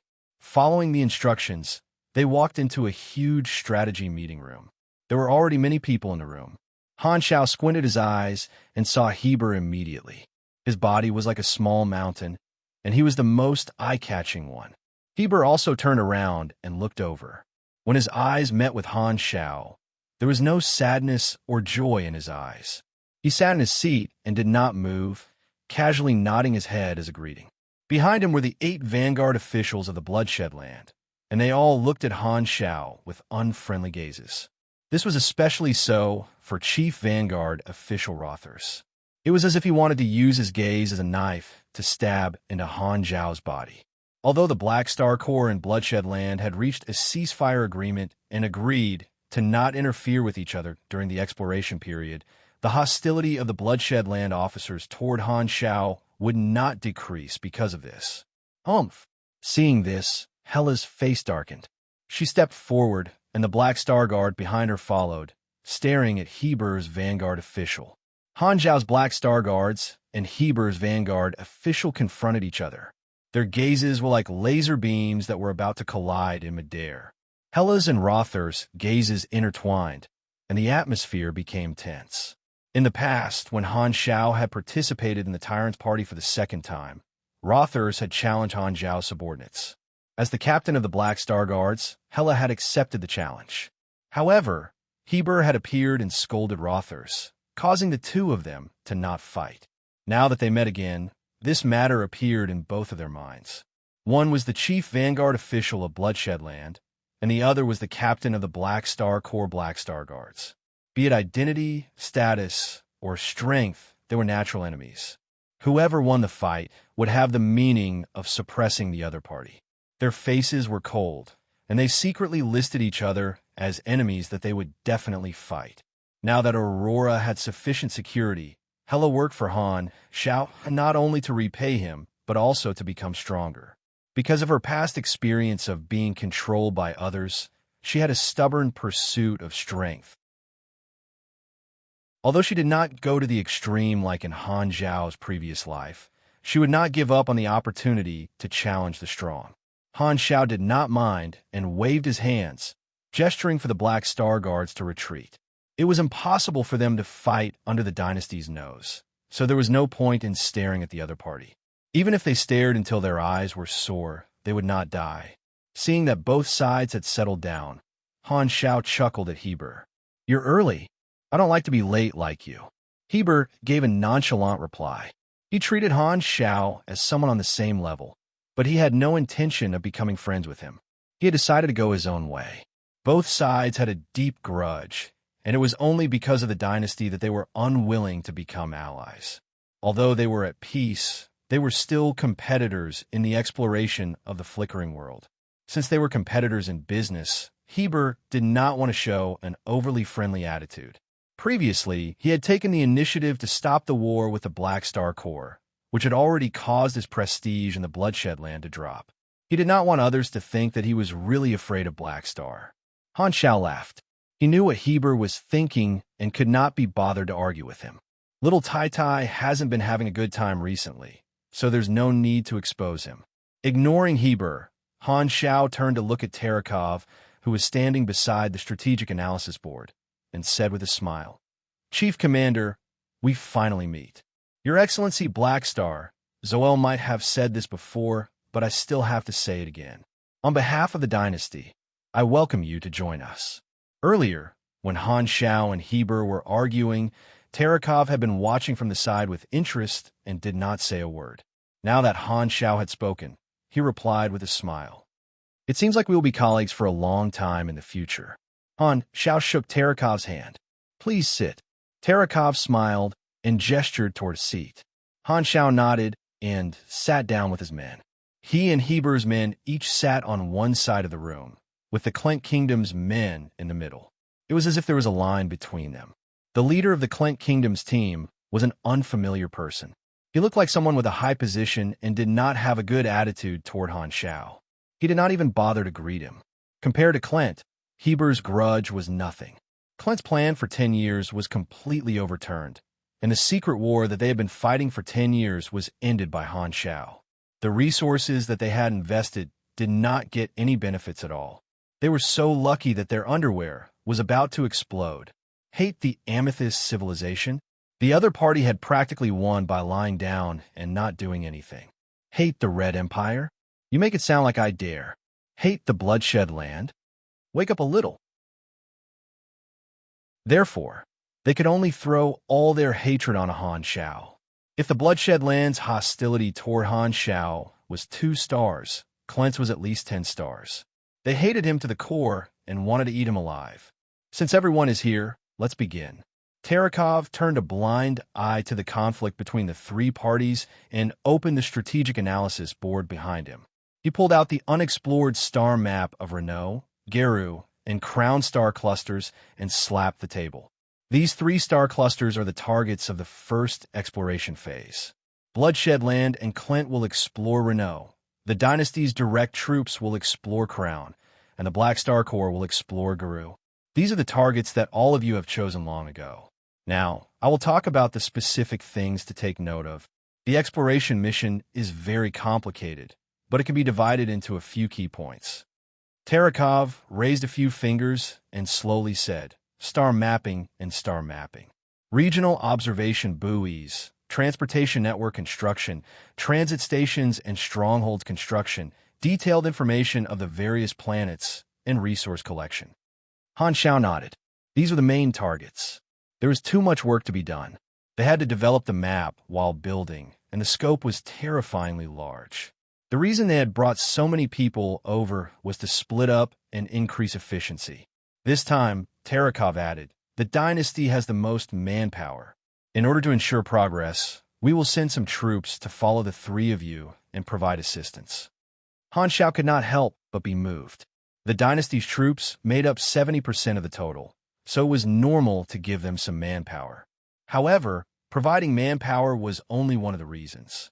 There was also the intention of monitoring. The Dynasty was willing to allow their allies to explore and share the benefits, but they were not completely free.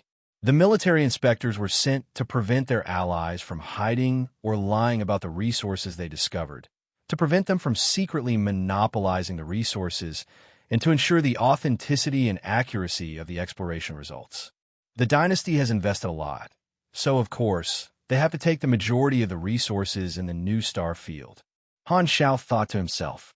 However, how much extra benefits the explorers could obtain was still up for debate.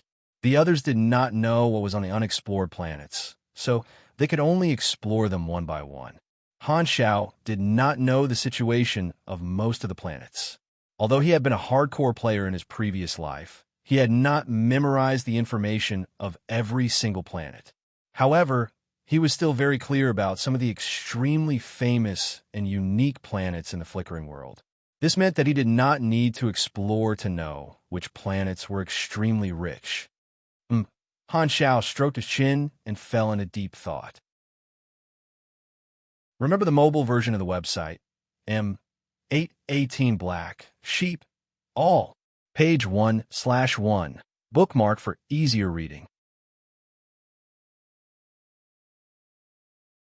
Chapter 813. Heber and the Clink commander knew that the Dynasty would send out surveillance troops, so they were not surprised either. Terekov pointed at the star map and explained the things they needed to pay attention to. Everyone listened in silence. When Terekov was done, the Clink commander suddenly asked, "What do you know? We understand what you just said, but I want to ask you something else. Our allies in the Shattered Star Ring are the first to participate in the exploration, and the Dynasty will arrange for allies from other star fields to join in.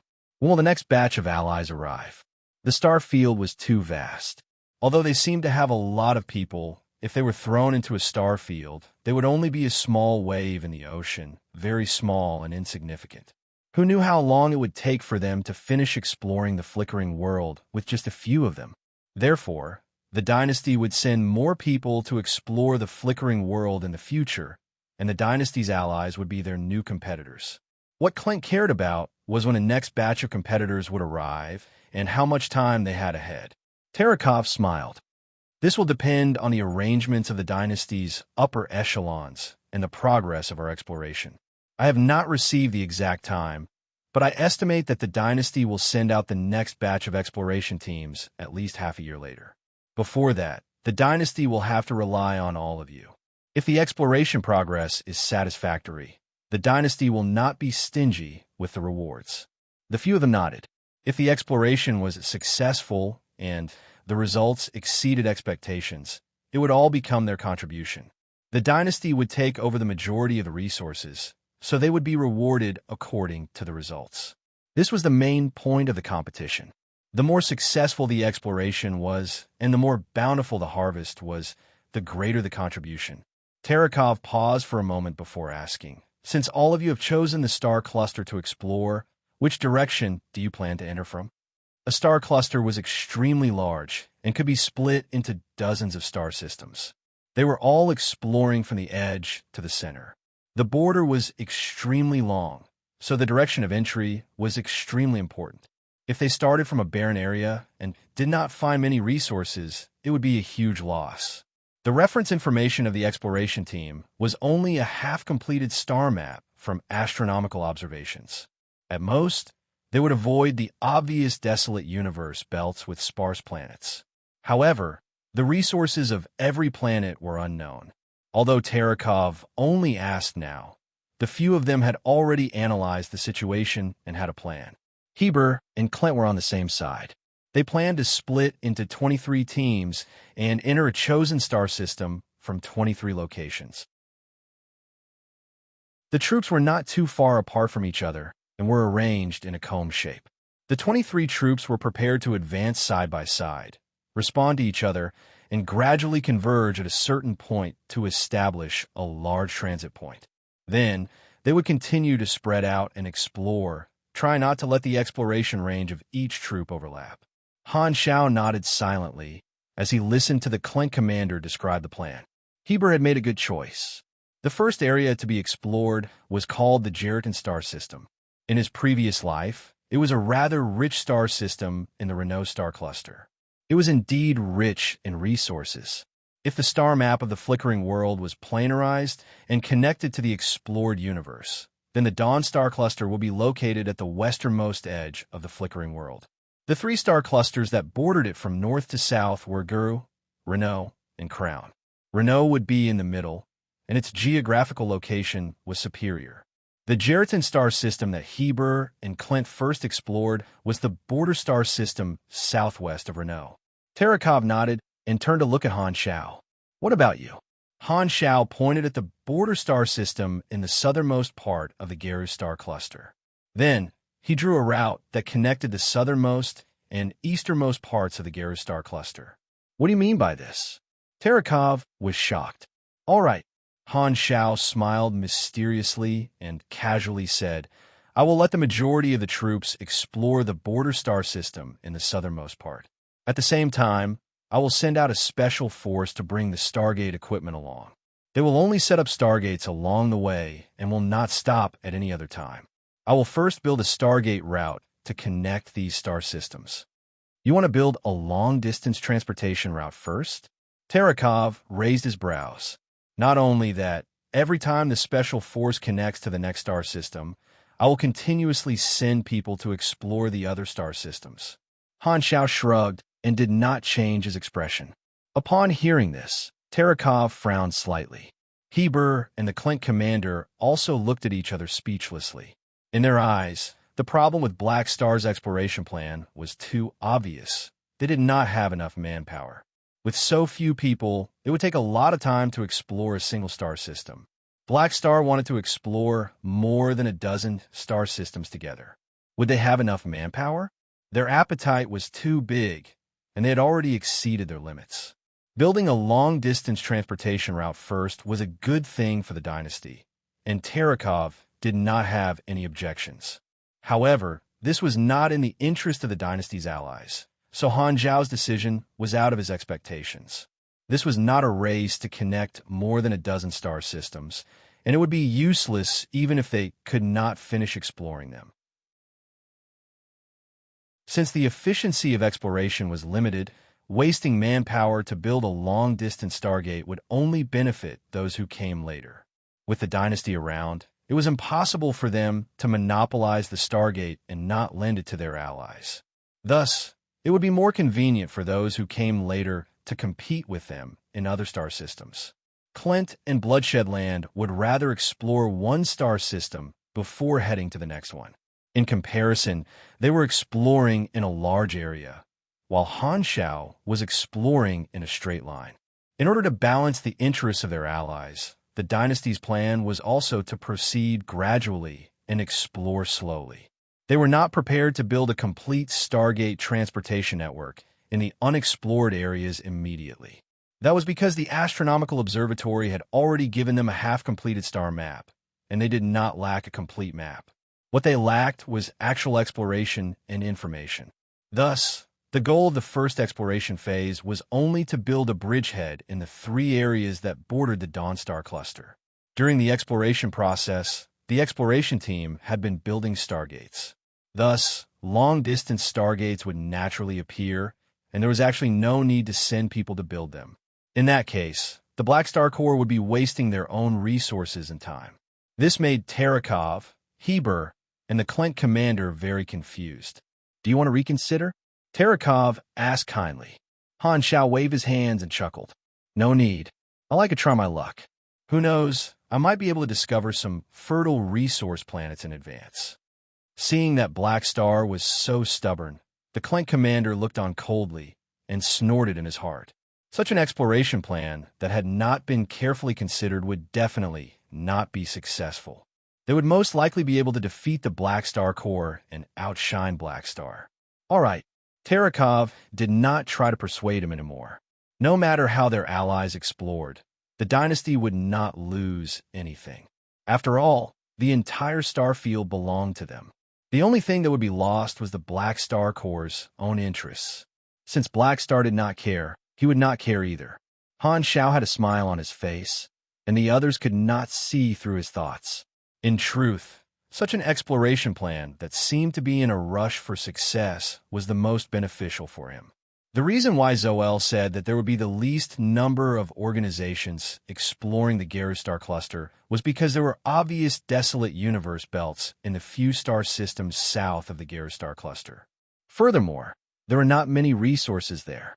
If he followed Heber and only explored a border star system, the result would be obvious. He would definitely not be able to obtain any merits. The reason he chose such an exploration plan was so that he could be the first to explore those famous rich planets in his memories. There were a few star systems that were extremely prosperous in his previous life along this transportation route from the south to the east of the Garustar cluster. There were many famous planets in those star systems that were rich in resources. Currently, only he knew about them. After extending the exploration route, the dynasty's surveillance troops might be separated from each other, and there would be room for maneuvering. With such a good opportunity, Han Shao would definitely not give it up. If the Black Star Corps slowly advanced, it would be like throwing away a watermelon after picking up sesame seeds. They would be leaving empty-handed after entering a treasure mountain.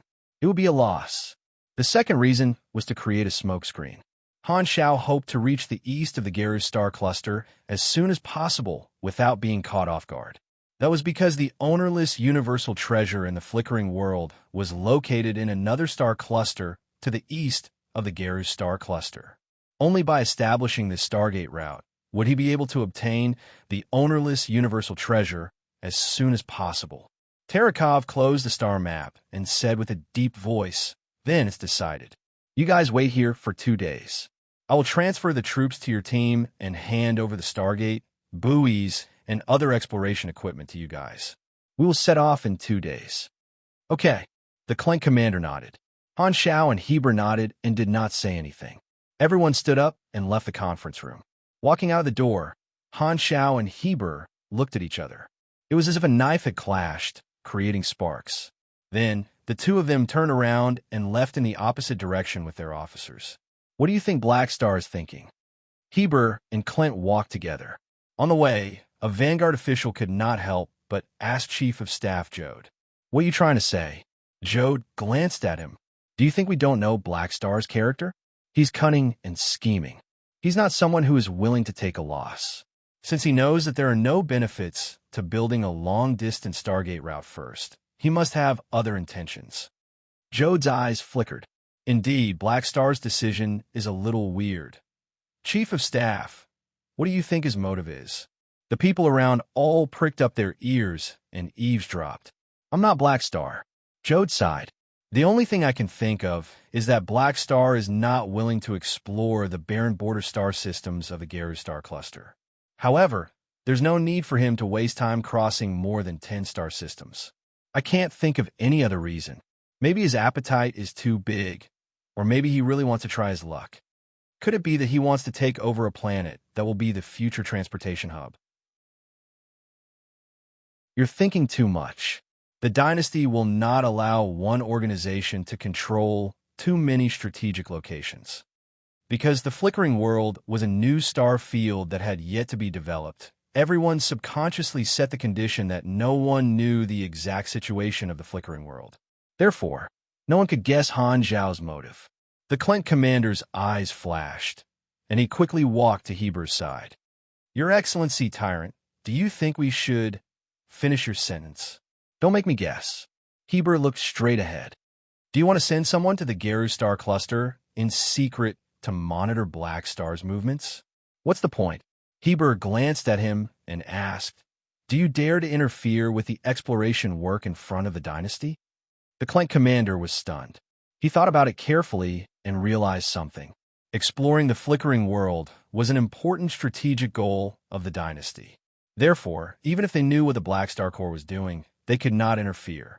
If they interfered with the exploration progress for personal gain, the dynasty would not show mercy and would definitely make an example out of them to show the other allied organizations that participated in the exploration what the consequences of messing with the dynasty strategy were. Thinking of this, the Clint commander backed away and did not mention this matter again. His eyes flickered. It seemed like if they wanted to surpass the Black Star Corps, they could only compete openly with their exploration results. However, luckily, Black Star had chosen the Geru star cluster and used a short-sighted exploration plan. They and the Bloodshed Land would definitely win.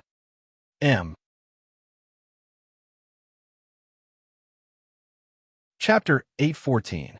The fleet stayed on Planet Lighthouse for 2 days and received all kinds of exploration equipment from Tarakov. Large alloy containers were transported to the Black Star Corps' transport ships and placed neatly. These were all exploration supplies provided by the dynasty, such as the Stargate equipment, the foolproof planetary fortress expansion pack, the universe monitoring buoys used to perfect the star map and provide dynamic environment monitoring functions, and so on. They were all military equipment and would not be circulated in the regular interstellar market. At most, they would occasionally appear in the black market.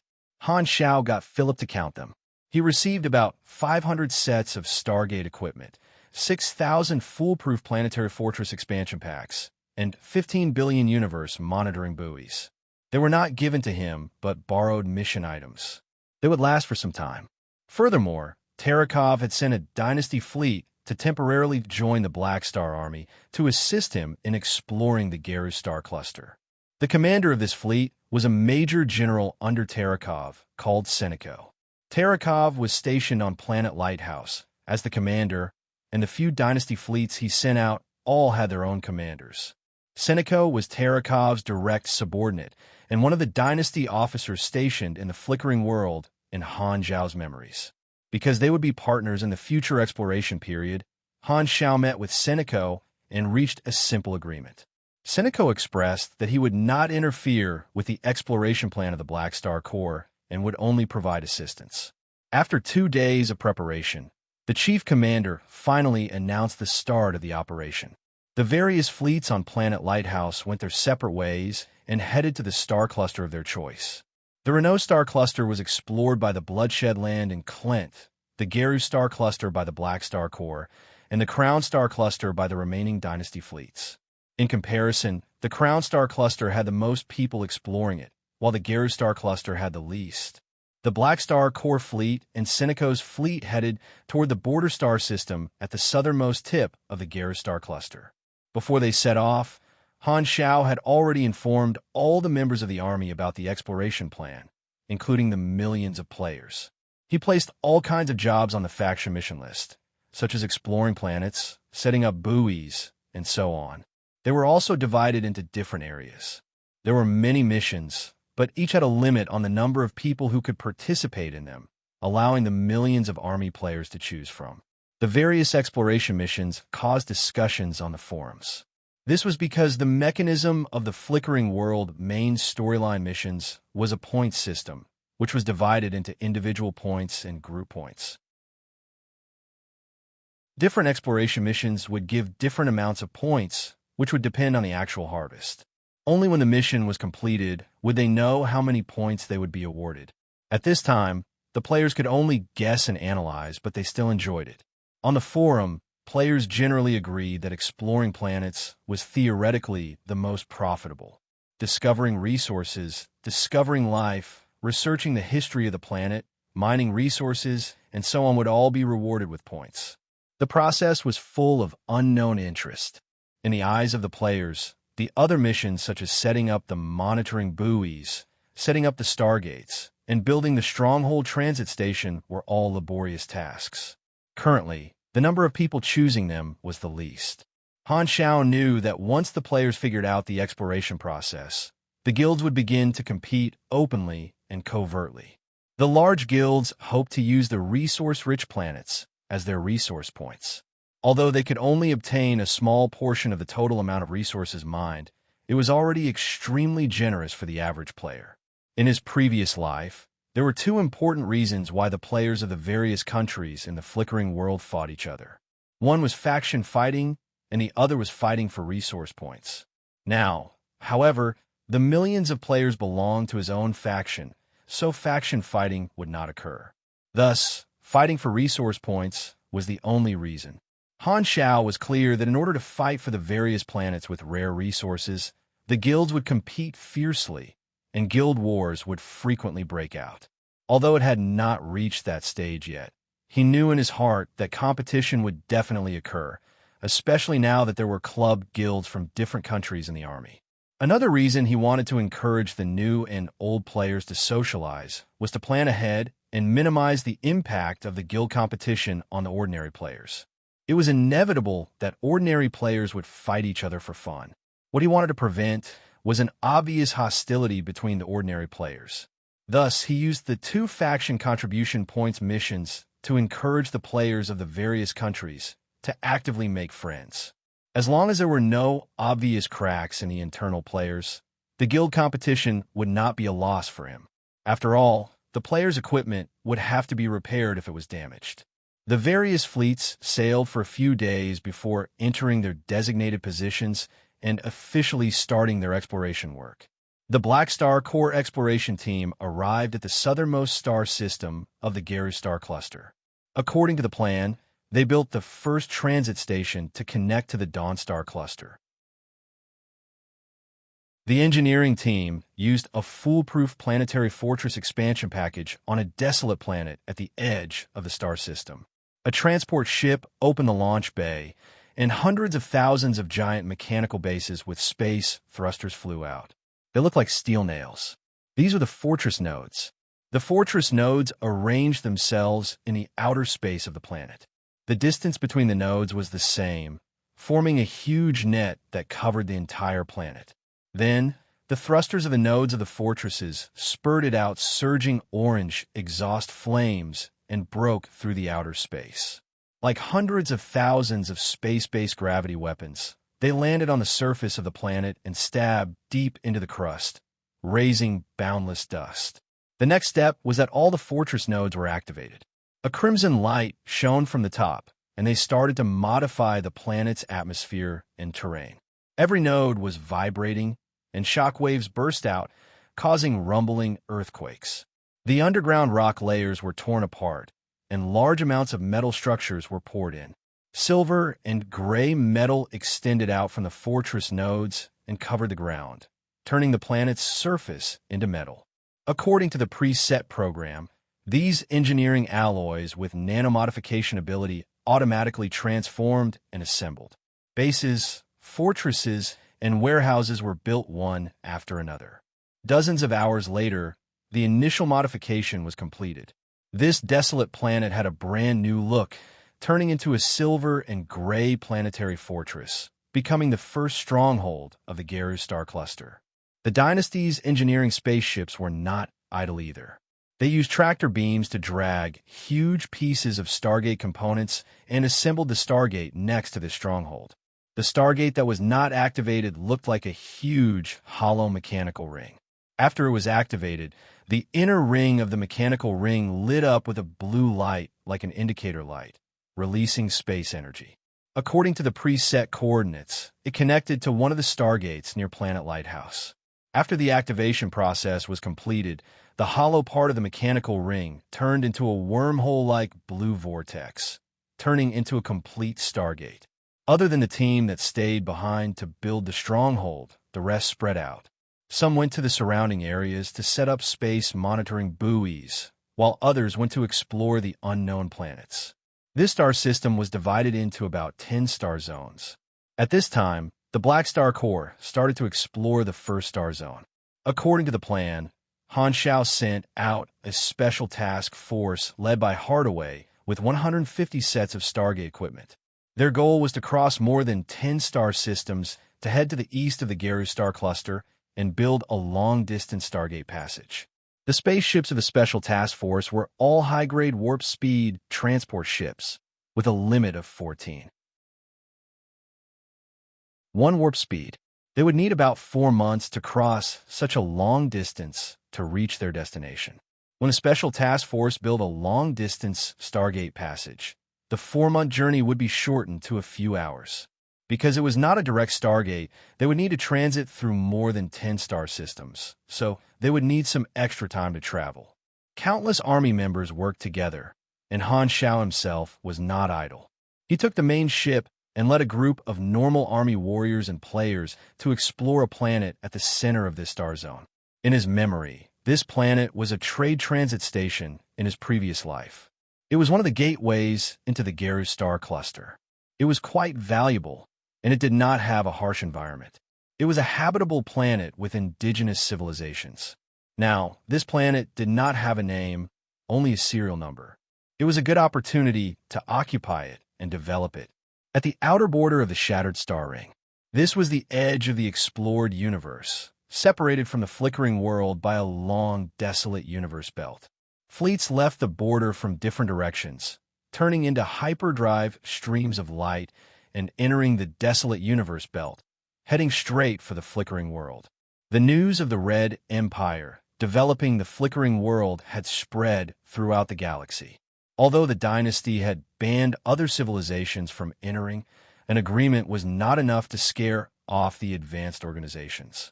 They all wanted to bypass the dynasty's monopoly and enter the flickering world in advance. These fleets were not the first batch.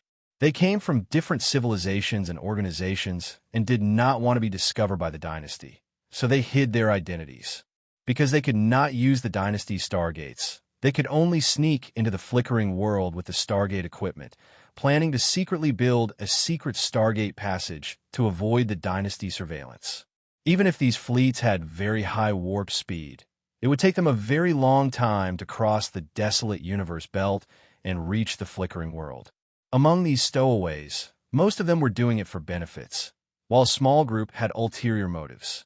One of them was the direct subordinates that the Arcane Church had secretly sent. I've caught a cold and slept for 11 hours. My mind is not very clear.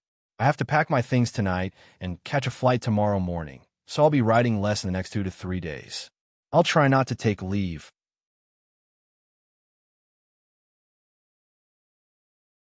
Chapter 8:15. Shattered Star Ring, Blue Star. The blue planet rotated slowly. Occasionally, streams of light would fly out from the planet, and there would also be streams of light coming from the universe. Batches of spaceships were arriving and departing. The sun shone on the capital city filled with skyscrapers, and the windows reflected the blue sky and white clouds. Trains whizzed past along the tracks in the sky, and anti-gravity vehicles shuttled between the cities. The entire city was filled with life, and it was a peaceful and prosperous scene. At the dock of the capital Black Star City, Bennett was waiting with a bunch of people. Standing in front of the window and looking down at the lively capital, Bennett had a gratified expression on his face. After Han Xiao helped Blue Star join the Shattered Star Ring Civilization Conference, many financial groups and organizations placed more importance on the development of Blue Star, which brought a new round of development opportunities for Blue Star. Trade became more frequent, and it became more and more prosperous. The people of Blue Star, who had experienced many hardships, were smiling more and more. The more they enjoyed the prosperity of their mother planet, the more they admired Black Star, who had brought them all of this. A spaceship entered the dock, and the hatch opened. A few army soldiers escorted Nero out of the spaceship. When Nero saw Bennett, he had an expression of reuniting with his family and quickly ran to Bennett. "Dad!" Bennett turned around and looked at him with confusion. "Why are you back so quickly? What did Black Star bring you to do in the universe?" Nero scratched his head and said with a depressed tone, "I spent most of my time learning mechanic theory. Godfather brought me out for a vacation for a few days and then threw me back down.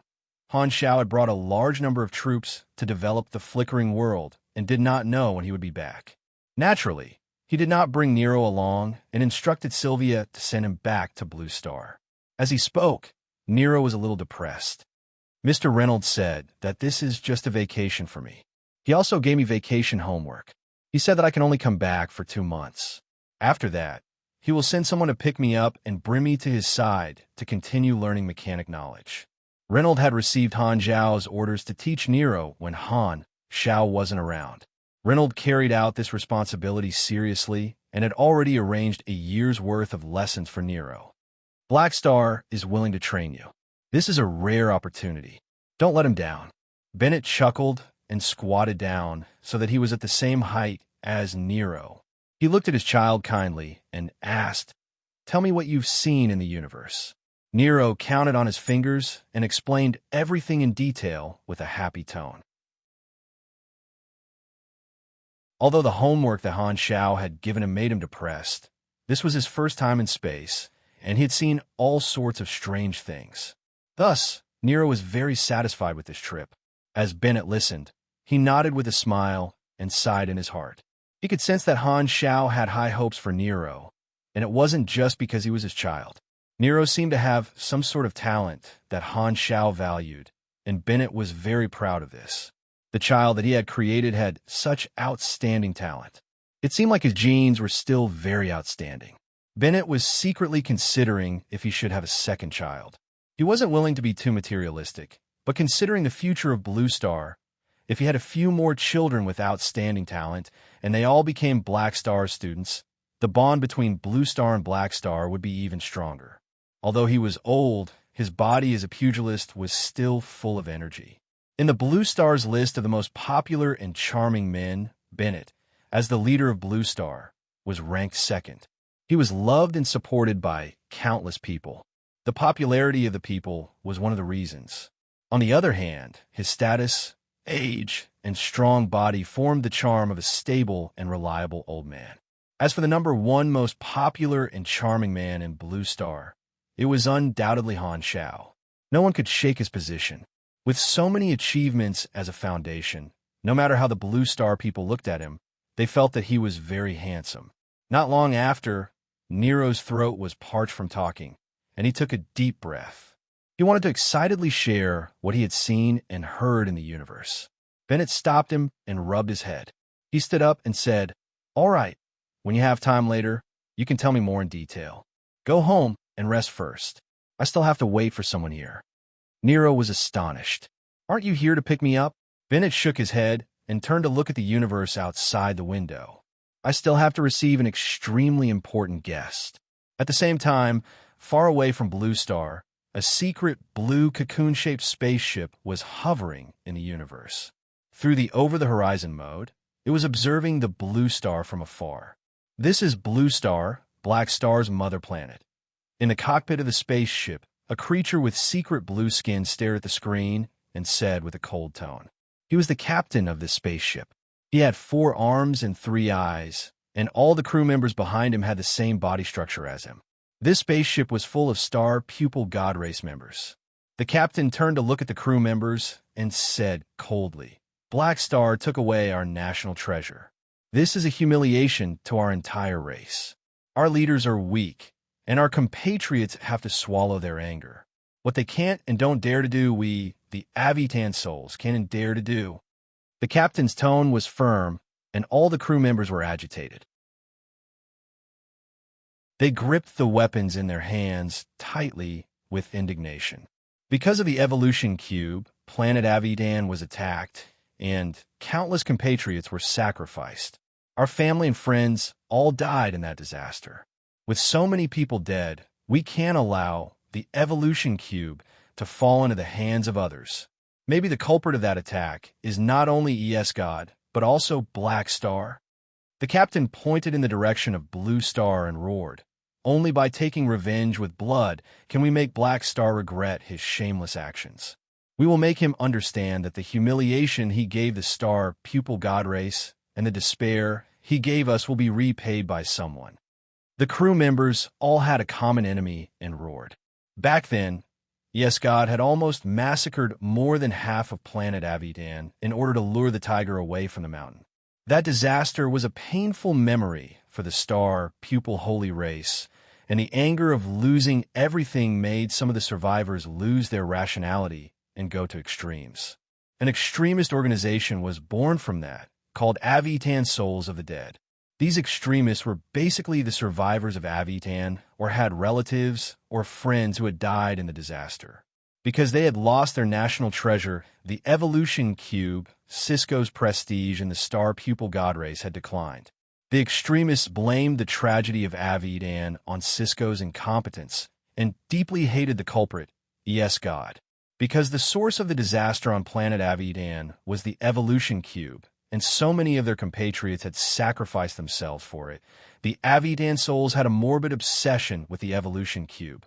Thus, they also hated Black Star, who had taken the evolution cube from the star pupil god race. The evolution cube was the national treasure in the eyes of the star pupil god race, and this view had been maintained for many years. Now that the evolution cube had a new owner, the star pupil god race had always been hostile toward Han Shao. The Avidan souls were even more extreme. Cisco was unable to take back the evolution cube, and seemed to have stopped because he was afraid of the dynasty. This made the Avidan souls lose confidence in Cisco and decide to use extreme methods to take revenge on Black Star. Hearing that Han Shao had left the Shattered Star Ring for a long time, the Avidan souls felt that the time had come. They decided to use this opportunity to fearlessly attack Black Star's mother planet and carry out a terrifying revenge, making Black Star, who was far away on the horizon, watch as his mother planet was destroyed. Blue Star was now a member of the Shattered Star Ring Civilization Conference, and even Cisco could not act recklessly. However, this kind of rule that the upper echelons had to abide by was not something that the extremists were willing to consider. They were unexpected factors that ignored the rules and did not care about the consequences at all. Everything they had was destroyed, and their rationality had been burned away by their anger. Although Cisco was recognized as the best leader of the star pupil god race, he could not control the thoughts of every member of his race. There would always be extreme cases in every group, and there would always be people who were blinded by hatred. Even the star pupil god race, who had an extremely high average level of evolution, could not avoid internal disagreements. The captain turned to look at his deputy. "How's the status of the weapons?" The deputy nodded heavily. 5 super heavy nuclear psionic annihilation bombs are operating well and can be fired at any time. Very good. It said that one of these bombs can destroy an entire continent, and more than 3 of them can destroy the surface of a planet. Our goal is to release all the bombs on Blue Star and let this planet die with us. We will let them feel the pain of Avidan. The captain's tone was vicious. The people on the ship did not plan to leave alive. Although the power of these high-level psionic bombs could not be compared to primordial psionic energy, they were still restricted weapons that the 3 universal civilizations prohibited from casually using. They would leave behind a terrifying psionic pollution effect, and only star cluster civilizations would have them. The Avidan Souls was an extremist organization that had not been established for long and did not have the corresponding technological strength. The bombs were actually secretly funded by someone, and the sponsor was the star cluster civilization in the area where the star pupil god race was located. They had always viewed the rising star pupil god race as a threat. Because of the background of the arcane church, they could not openly target the star pupil god race. However, the birth of the Avitan souls gave this star cluster civilization an opportunity to obstruct their opponent. Thus, they used the name of a puppet organization to secretly support the Avitan souls in an attempt to create trouble for the star pupil god race. Just as the captain was about to give the order to take action, a light suddenly appeared at the corner of the observation radar. Warning: an unknown large target is approaching. Everyone turned around and looked in the corresponding direction through the porthole. They saw a floating island in the universe flying over from afar, wrapped in a large yellow shield. Floating dragon? The captain recognized this floating island that everyone in the Shattered Star Ring knew about and wondered why it would appear there. From the looks of it, it was heading toward Blue Star. The floating dragon island slowly approached this secret blue cocoon-shaped spaceship. Compared to the size of the two, it was like an elephant compared to a sesame seed. Next to Floating Dragon, this spaceship produced by the star pupil god race was as tiny as a speck of dust. Let's move aside. Don't block Floating Dragon's path. The captain hurriedly ordered the pilot to move to the side. Floating Dragon was a neutral organization and would not actively attack any passing spaceships. He planned to stop the operation and wait for Floating Dragon to leave before attacking Blue Star. Everyone was below Floating Dragon. Looking through the porthole, they could only see the rocks at the bottom of Floating Dragon. The pilot raised the spaceship and flew above Floating Dragon's horizon, level with the city's horizon. The captain and the others were stunned. They suddenly realized that Ames, who was wearing a black dress, was standing at the most eye-catching spot of Floating Dragon's dock. She was actually staring at their spaceship. She's looking at us? Just as this thought appeared in everyone's mind, an unparalleled force field suddenly descended. Pooh! Blood splattered everywhere. The bodies of all the star pupil god race members on the spaceship were squashed at the same time, turning into red and blue meat paste.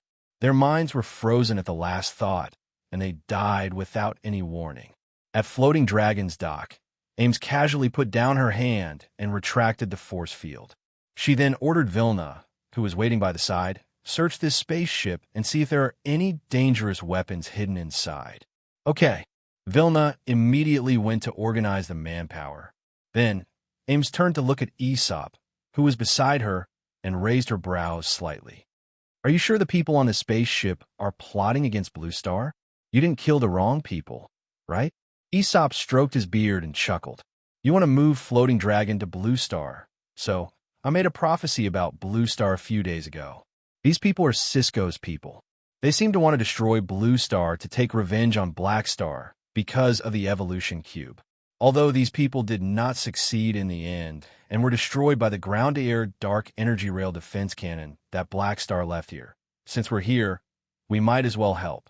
Ames shook her head and said with some helplessness, I didn't expect that we would really become his home guard. Aesop glanced at her and said, Didn't you move Floating Dragon to Blue Star to help Black Star protect his mother planet? I'm maximizing the benefits of Floating Dragon and carrying out the agreement between allies. What does it have to do with him? Even if it's for others, it's for my 2 students. Ames turned around and left.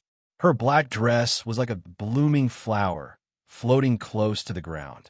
Aesop watched Ames leave before turning to look at Jenny, whose hair was getting thinner day by day. We're almost at Blue Star. Inform them. Jenny nodded expressionlessly. Bennett had been standing at the dock, looking up at the universe. A shadow suddenly appeared under their feet and quickly expanded, covering the entire dock. A gigantic floating island appeared in his line of sight. It slowly approached planet Aquamarine and enlarged in Bennett's line of sight. Bennett smiled. The guests are finally here.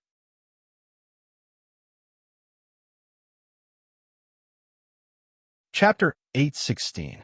Floating Dragon Island hovered near Blue Star like a gigantic satellite. When the people on the surface looked up, they would be able to see a gigantic golden island in the sky. Countless people had a shocked expression on their faces.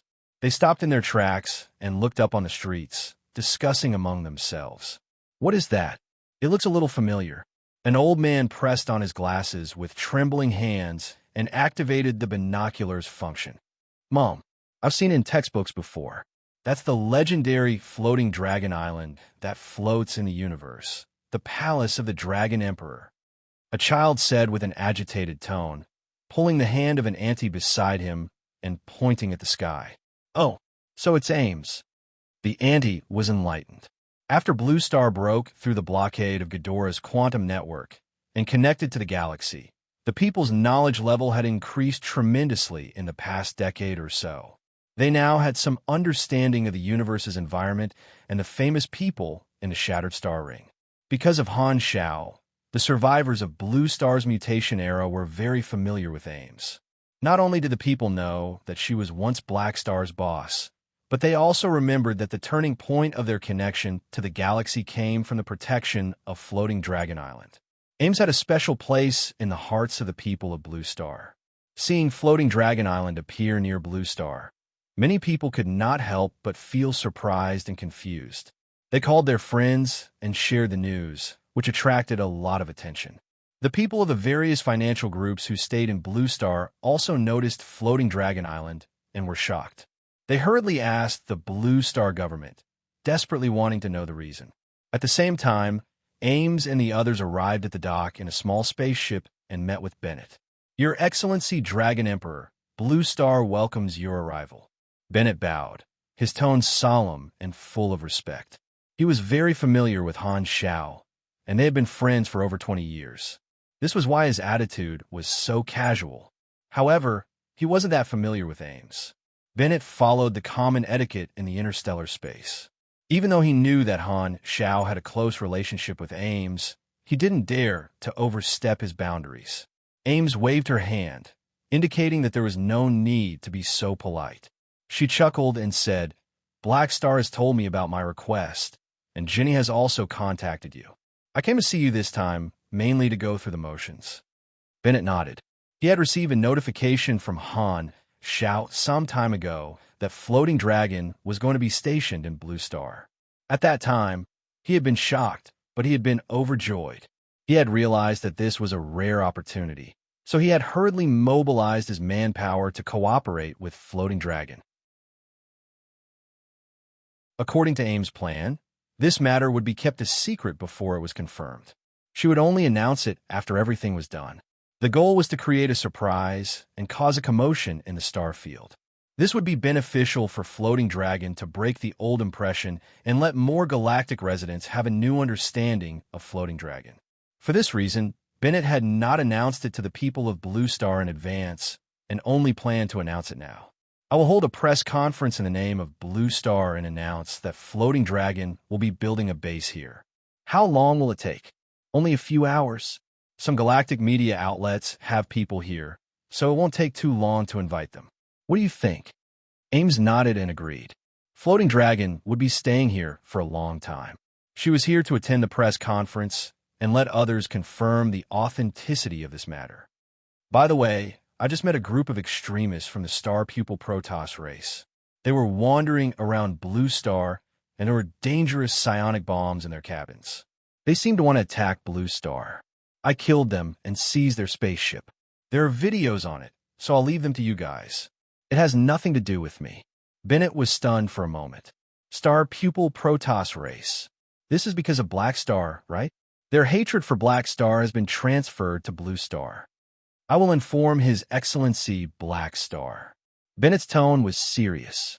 Since it involved the race of another beyond Grade A, it was not easy for him, the leader of a civilization that had yet to reach the star system level, so he planned to ask for Han Zhao's opinion. Although this incident was stopped in time, it could be said that Black Star had implicated Blue Star, causing Blue Star to suffer an unexpected calamity. Blue Star had suffered a similar calamity in the past. For example, Stephanie, under Thousand Shadows, had seen Blue Star as a weakness in order to deal with Black Star. However, Bennett did not have any complaints. He knew very well that since he was enjoying the benefits brought by Black Star, he would definitely be noticed by Black Star's enemies. There was no such thing as a sure win and no loss. A high-level battle was like a stormy sea, and Blue Star was just a small boat in the middle of the ocean.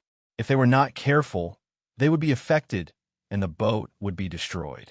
However, if they were to give up the opportunity to rise up their civilization and turn away from their protector just because they were afraid of Black Star's enemies, this would be the behavior of a younger brother. If the Six Nations had been in power in the past, they might have considered such a choice, but Bennett would not have been swayed. Now that Floating Dragon had arrived, the safety index of Blue Star would be raised by a few levels, and no one would think of Blue Star as a weakness of Black Star anymore. This hidden danger was solved instantly. Bennett naturally did not know the motive of Ames coming to Blue Star, so the way he saw it, Han Shao definitely had something to do with this matter. Otherwise, Ames would not have come. He could not help but admire Han Zhao's foresight. 3 hours later, many galactic media outlets gathered together, and the reporters were waiting for the arrival of the spokesperson in the government building. The moment Floating Dragon appeared, the Blue Star government rushed to hold a press conference. It should be related to Floating Dragon. For them to invite us so urgently, there might be something big to announce. It can't be.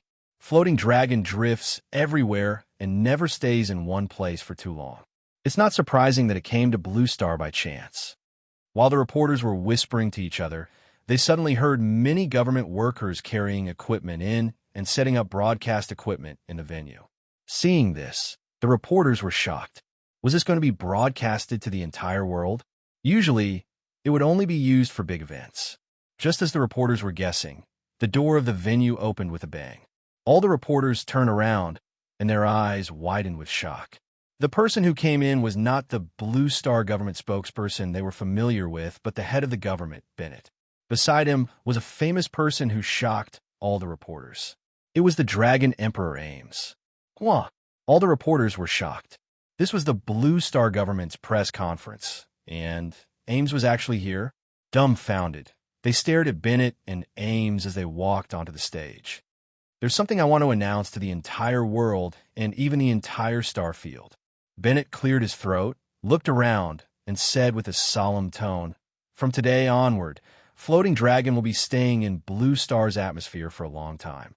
On behalf of the Aquamarine Federation, I welcome our new neighbor." Without waiting for the reporters to react, Ames opened her mouth. "Floating Dragon has drifted for too long, and I've decided to stop. From today onward, this will be Floating Dragon's headquarters." The entire venue was so silent that one could hear a pin drop. Boom! The next moment, an uproar broke out. Everyone's expression changed drastically. All the reporters were trembling with excitement. They had encountered big news. The news of Floating Dragon building a headquarters in Blue Star spread like wildfire and swept across the Shattered Star Ring like a hurricane. All the organizations that knew about it were shocked. Floating Dragon had stopped drifting. In the eyes of the galactic residents, this was a sign that Ames was no longer lazy and was going to officially start managing her organization. However, this was not the most shocking thing. What shocked the entire starfield the most was that Floating Dragon's headquarters was actually located on Black Star's mother planet. All the organizations knew that the Black Star Corps' most obvious headquarters was usually located on Planet Golden Gate. However, after Han Shao obtained a seat in the Shattered Star Ring Civilization Conference with the help of the Blue Star Civilization, many people thought that Blue Star had become Black Star's second headquarters, not to mention that this was his mother planet. So, what was Floating Dragon trying to do? Building their own headquarters in Black Star's headquarters? Was it just the alliance between the two beyond grade A organizations that had become closer? No, it was definitely not just that. Back when Heber challenged them to a battle, Black Star had been on the same side as Dragon Emperor. The fact that the Black Star Corps and Floating Dragon were allies was something that everyone in the Shattered Star Ring knew. However, while they were allies, the territories of the two organizations were clearly separated. The Black Star Corps had many branches, while Floating Dragon had no fixed territory. However, Floating Dragon had actually chosen to stay in Blue Star. This was not a random branch, but their own headquarters. For a galactic organization like this, if there was no special reason, even if they were allies, they would not allow their headquarters to be in the same place. At most, they would set up a branch in their allies' territory. The Dragon Emperor had obviously not moved to Black Star's mother planet to fight for territory. According to the news, Floating Dragon would not move so easily. This represented absolute trust. They believed that they would not betray each other. Otherwise, they would not leave their backs to their allies. This kind of trust was extremely rare between galactic organizations. The relationship between the two organizations was too close, and it had already surpassed the level of ordinary allies. It was so close that the various organizations could not help but think of another possibility. Could it be that these two organizations had a chance to merge? Normally, a Beyond Grade A would not easily become the subordinate of another Beyond Grade A, so Beyond Grade A organizations were basically incompatible with each other. However, other than submission, cooperation, and alliance, there was another kind of relationship that was very common among ordinary creatures but rarely appeared between Beyond Grade, as the various organizations were not imagining things. According to the past deeds of Black Star and the Dragon Emperor, this was not without reason. Furthermore, not long ago, when Black Star went to meet the dynasty's ruler, he had shockingly brought along Ames. This had already surpassed the position of a neutral organization. This was a dangerous sign. If the two organizations really went beyond alliance and officially merged, this would mean that the Shattered Star Ring would have a suppressive, unofficial organization that would once again change the structure of the star field. Back then, many organizations had tried to break the relationship between the Black Star Core and Floating Dragon, but they had failed and could only accept the truth. Now, many organizations were still unwilling to see the relationship between Floating Dragon and the Black Star Core become closer. This involved their own interests, and many organizations were alarmed. Ignoring the thoughts of the large organizations in the Shattered Star Ring, many financial groups were excited. Blue Star's development prospects were not bad to begin with, and now that they had Floating Dragon, their potential had increased exponentially. The financial groups that had already cooperated with Floating Dragon decided to invest a large sum of money, and even more financial groups saw the business opportunity brought by Floating Dragon and sent people to Blue Star to seek cooperation. The people of Blue Star naturally did not have any objections and were pleasantly surprised. Flickering World, Geru, Star Cluster, streams of hyperdrive streaked across the universe and stopped outside the atmosphere of a purple-blue planet. This was the fleet Han Xiao was in. Although it was the main fleet, most of them had already been spread out to explore other unknown planets. Thus, the size of the fleet was not large. This purple-blue planet was the trading hub of this star zone in Han Xiao's memories, and it was the target that he was planning to explore personally. In his previous life, it was called Planet Pangaroos. Because there were no stargates in this unexplored region, the fleet flew for a period of time before arriving. We have arrived at the designated location. Army Commander, please give the next order. Aurora stood up straight and pretended to be serious as she reported to Han Xiao like a soldier. However, just as she finished speaking, she could not hold it in and started laughing. She only stopped laughing after being glared at by Hela. Engineering team, throw a Stargate here first. Scout spaceships, circle this planet in the air, and map the terrain. Use detection equipment to detect life signals and underground resources. After the map is completed, send out a ground exploration team to conduct a thorough global search. Then, before Han Xiao could finish, Philip suddenly appeared in his mind and interrupted him. Master, there is an urgent message from Blue Star, The message was sent by Bennett in the quantum network, saying that they had successfully received Floating Dragon. He also mentioned the matter of the Avitan souls and attached the recording of the spaceship. In the recording, there was evidence of a group of Avitan souls plotting to attack Blue Star. Han Xiao raised his brows. Cisco didn't provoke me, but there are people in his race who want to deal with me. Avitan souls. There seems to be such a small organization. Don't they hate ES God? They even took their anger out on me. I don't think it's considered taking their anger out on me. They want to blow up the entire planet with a suicide attack. Is there need to have such a deep hatred? What a tiger. Also, where did their advanced psionic bombs come from? Han Xiao was a little helpless. This was one of the side effects of occupying the evolution cube. He was already used to such extremists. Everyone's psychological endurance was different. Disasters and wars had always been the best way to catalyze extremist organizations.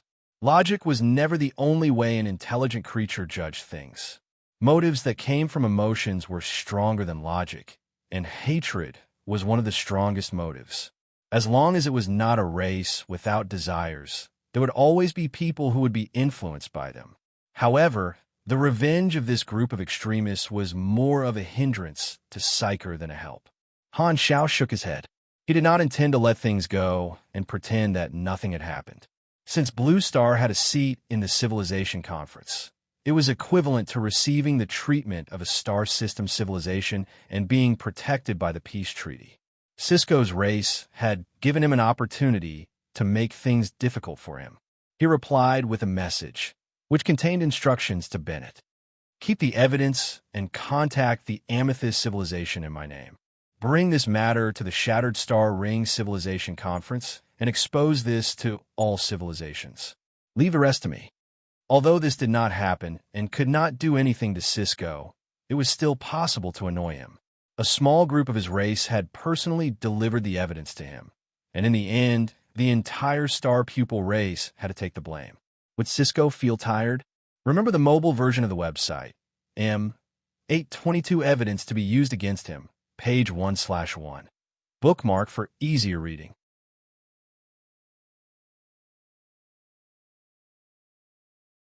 Chapter 817.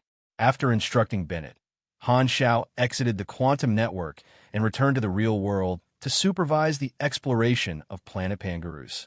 The engineering spaceship planted stargates in outer space, and the small reconnaissance spaceship entered the atmosphere of the planet. They circled the planet from high altitudes and detected the situation on the planet's surface. Very quickly, a report was sent back. The projection on the bridge turned into a map of planet Pangarus, and the details were quickly being perfected. Han Xiao and a group of officers looked at the projection of the planet that was getting more and more detailed. Not long later, all the reconnaissance spaceships returned to the fleet and completed the first step of the exploration. The detailed parameters of the planet were recorded on the map, including the gravity level, air composition, climate, surface area, ratio of land to sea, vegetation coverage, and so on. Apart from that, the map also had areas of different colors that represented the resources that had been detected, as well as the areas where the signals of life forms gathered. Aurora read the report from the reconnaissance spaceship. This planet is rich in normal resources. Apart from that, there are many rare resources underground, such as the Black Gold Mine, Purple Silver Mine, Origin Crystal Mine, and more than 10 other rare materials. These are important raw materials for the technological systems of certain magic-type star system civilizations, and every 10,000 tons costs at least 60 anus. This is the price in the galactic market, and this planet should have more than 1 trillion tons of them. In the huge mountain range at the north and south poles of the planet, we have detected the rare mountain essence, which has about 800,000 tons of it. The price of every ton is about 6,000 anus. We have also discovered some soul ingots and origin substances that contain spiritual energy. There aren't many of them, and they're worth about 1,200,000,000 anus. Han Xiao listened for a while before nodding. Tell me the overall value of the planet. According to the results of the exploration, this planet is estimated to be worth about 18 billion anus. If we discover more rare resources underground, the value will increase even further. It's quite valuable. Han Xiao smiled. Based on the standards of resource-rich planets, this valuation was considered to be above average. The valuation was only one aspect. Different resource-rich planets produced different materials, and some rare materials even had bonus points. For example, mountain essence, soul ingots, and origin substances were all extremely rare. However, while the price was good, It would take hundreds of years to extract all the resources. In the universe, resource-rich planets were the private lands of the various civilizations, and they would not be sold like barren planets. Civilizations would slowly excavate resource planets, carry out sustainable development, and gradually seize profits. Even if it was an advanced civilization, as long as they did not encounter an emergency situation, they would not engage in destructive mining. Resource-rich planets were an important source of income for interstellar civilizations. Civilian miners could only go to the corners of barren, desolate planets to make a living. Civilizations did not care about the cost-effectiveness of desolate planets, so they would occasionally sell desolate planets to civilian organizations. Like the Black Star Corps, obtaining the mining rights of resource planets was already the limit of a normal private organization. Developing the flickering world was a great opportunity for development. After the dynasty's allies discovered a resource planet, although they had to inform the dynasty and let the dynasty take the lion's share, the exploration team would also be able to obtain a certain amount of mining rights and share a portion of the profits. Since the Black Star Corps had discovered planet Pangurus, they had the right to leave behind troops to mine. The number of planets in a star field was as vast as the sea, and the benefits were enormous. To an uncivilized force, this was equivalent to the right to mine countless resource planets. Furthermore, after discovering and reporting a certain number of resource planets, they would receive additional rewards from the Empire. However, the advantage of planet Pangurus was not limited to its resources. In the future, it would become one of the gateways to the Geras star cluster. With this added value, planet Pangurus was not an ordinary resource-rich planet, and it had a huge potential for appreciation. Seeing that Han Xiao did not say anything, Aurora continued. We have detected a large number of life signals on this planet, and most of them are wild beasts. We do not know how many species there are, but there is one intelligent species that has signs of civilization. As she spoke, a life-form projection appeared in front of everyone. This was the projection created by the detection spaceship after scanning the structure of the creature. This life form was about 3 to 4 meters tall and had a humanoid shape. It looked similar to the elves in the universe, but there were many small differences. Its body was slender and muscular, and it wore beast skin clothes. According to our observations, this intelligent species is the native civilization of this planet, Aurora said. They are in the form of a tribal civilization, and they have settlements all over the planet. They survive by hunting, and our detection spaceship has yet to come into contact with them. Han Xiao nodded his head. He had long known that planet Pangurus had a rather backward native civilization, and they called themselves the children of the forest. In truth, this title was extremely common in the universe, and there were at least 800 of them who called themselves the children of the forest. There were also the children of the rocks, children of the mountains, and children of the sea. In his previous life, people were used to calling the natives by the name of the planet. This race was also known as the Pangurus Giant Elves. Send out a ground exploration team to come into contact with them first, Han Xiao said. In the exploration of a star field, there was a sensitive issue in the universe, and that was how to deal with the natives. There were too many examples since ancient times.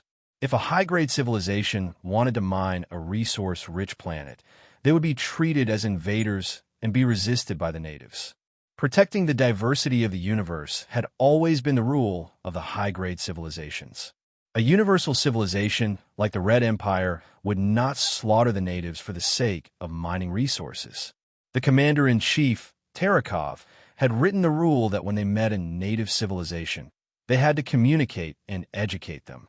Under such circumstances, the weaker the natives, the easier it would be to deal with them. Discovering a native civilization would also be the result of a mission. Planet Pangurus, Qinglu Forest. This was a dense forest filled with giant ancient trees that were 50 to 60 meters tall. The leaves formed an ocean that swayed with the wind. The sunlight that shone through the gaps in the ocean of leaves was cut into spots of light that looked like golden leaves. These spots of light swayed with the swaying of the canopy, and on the ground that was full of humus. A clear river passed through the forest, dividing it into two parts. Hundreds of 6 to 7 meter tall animal skin tents were located on the shallow bank of the river, lined up horizontally along the river. Strings of golden red dried fruits were hanging outside the tents, like decorations, simple and primitive. Smoke rose from the bonfires, like white snakes rising into the air.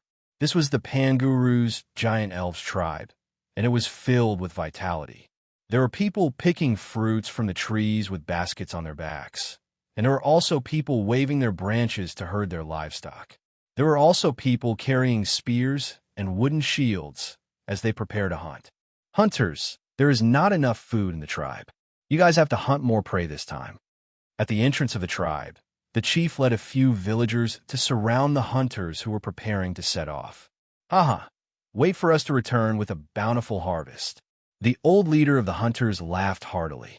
The chief sighed and said, "Sigh, we were attacked by the other tribes half a year ago, and we suffered heavy casualties. Now, we can only rely on you old hunters to hunt. You guys are getting older and older, and I don't know what to do in the future." The leader of the hunters patted the shoulder of a young man beside him and praised, "Don't worry, we are training the young ones.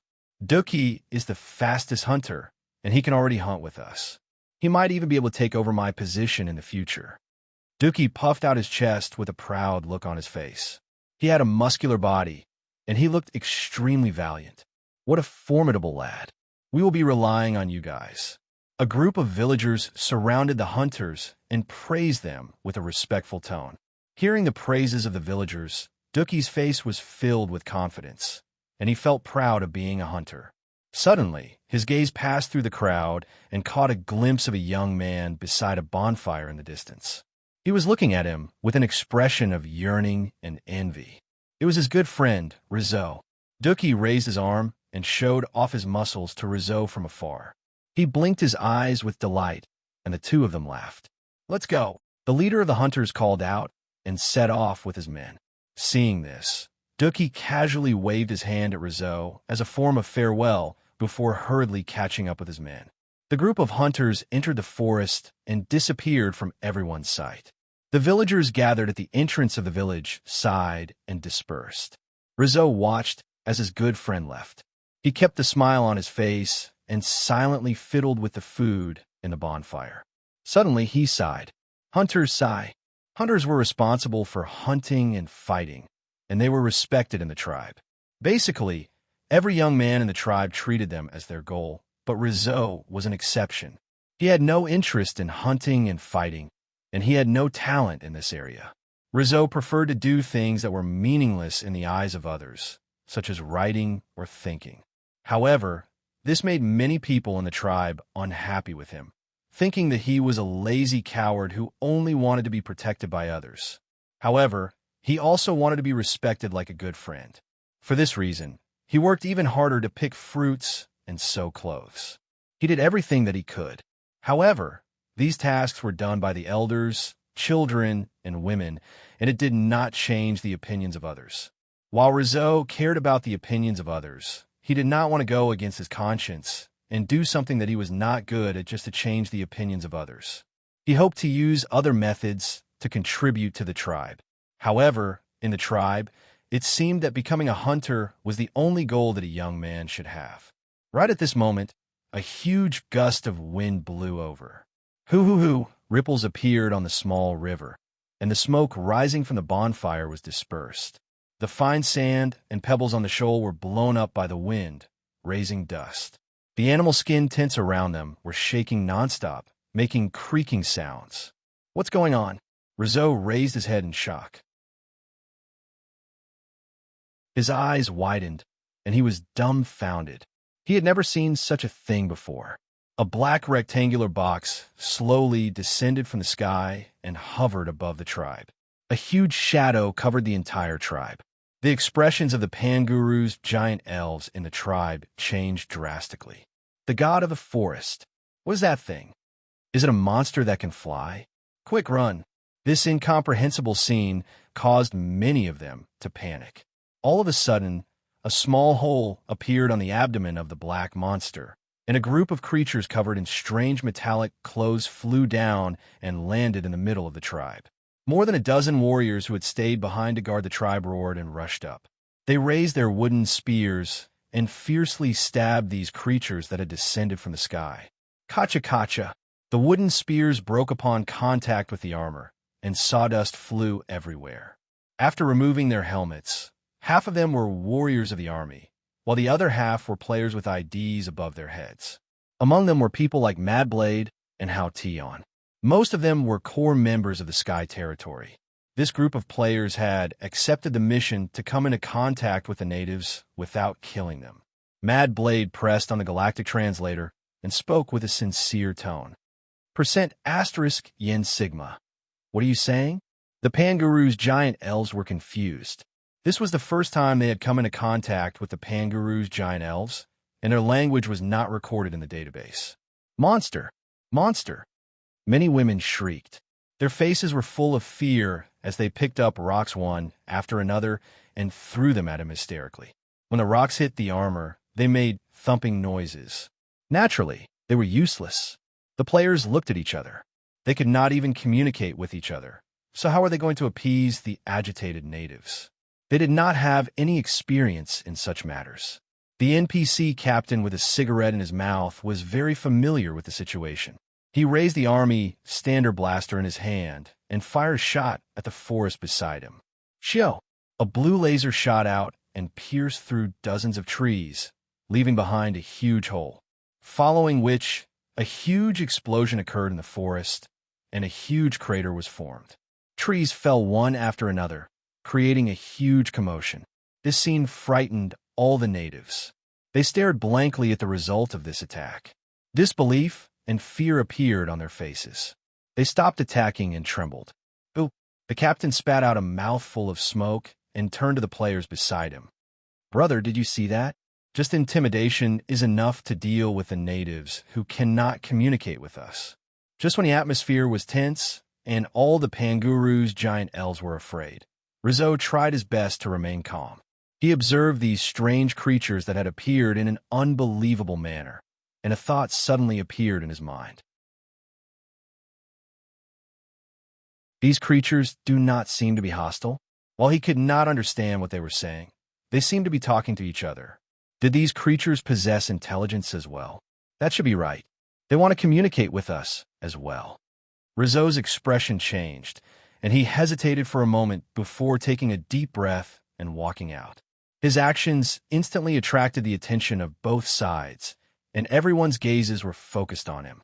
Rizzo swallowed a mouthful of saliva before shouting to his tribesmen, "Everyone, do not panic. We are not their match, but they do not seem to want to kill us. Do not anger them." As he said that, Rizzo walked in front of Frenzied Sword and looked down at this group of little people that only reached his waist. Suppressing his fear, he half knelt down so that they were at the same height. He pointed at his mouth and ears, hoping that this group of creatures that had descended from the sky would understand what he meant. Mad Blade understood what he meant and threw out a galactic language translator before making a few hand gestures to show how to put it on. Luo Su understood and hurriedly put it on. The translation device immediately read his thoughts. "Do you understand now?" Rizzo's eyes lit up and he nodded. The captain chuckled and said, "He knows how to communicate with us. This fellow is rather smart. We will choose him as the representative of this tribe." Remember the mobile version of the website, M823 Native. Page 1/1, bookmark for easier reading.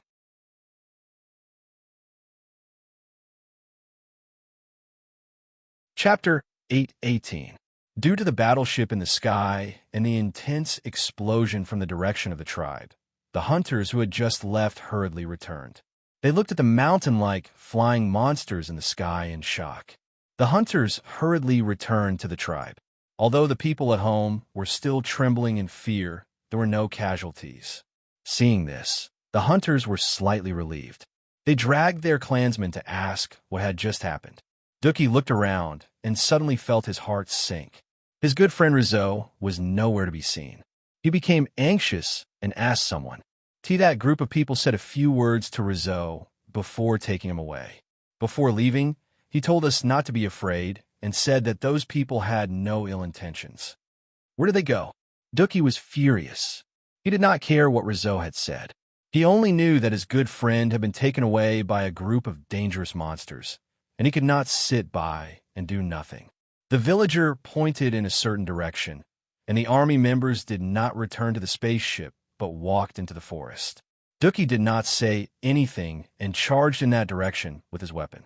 The hunters beside him shouted for him to stop, but he ignored them and only wanted to save his good friend from the hands of the monsters. Seeing this, the leader of the hunters was afraid that Dookie would be in danger. He hurriedly gave some instructions and chased after Dookie. The giant elves ran quickly in the forest, and Dookie recognized the footprints on the ground. After running for a while, he finally caught up with a group of army members. The players were currently chopping down trees and clearing out an empty space. They were preparing to plant a portable base expansion pack there to form a small stronghold.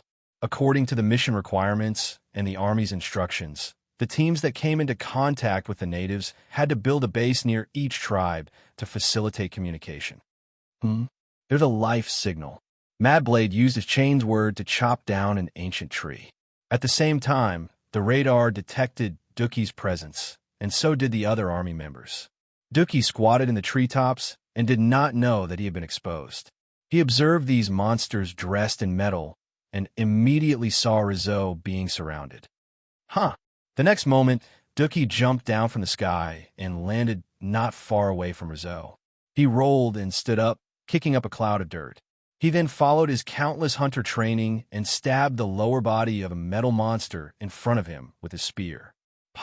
The wooden spear pierced the metal-covered crotch, and, as expected, the wooden spear snapped. The army member who was attacked kicked out lightly, afraid that he would kill the native and cause the mission to fail. However, in Dookie's eyes, this kick was so fast that he could not react in time. He barely managed to raise his shield to block it, but an irresistible force assaulted him. Boom! The wooden shield exploded, turning into sawdust that fluttered in the air. Dookie was sent flying dozens of meters away and rolled a dozen times on the ground. His arm was in intense pain as it hung limply by his side. His chest felt stuffy, and he couldn't help but vomit out a large mouthful of gastric juice.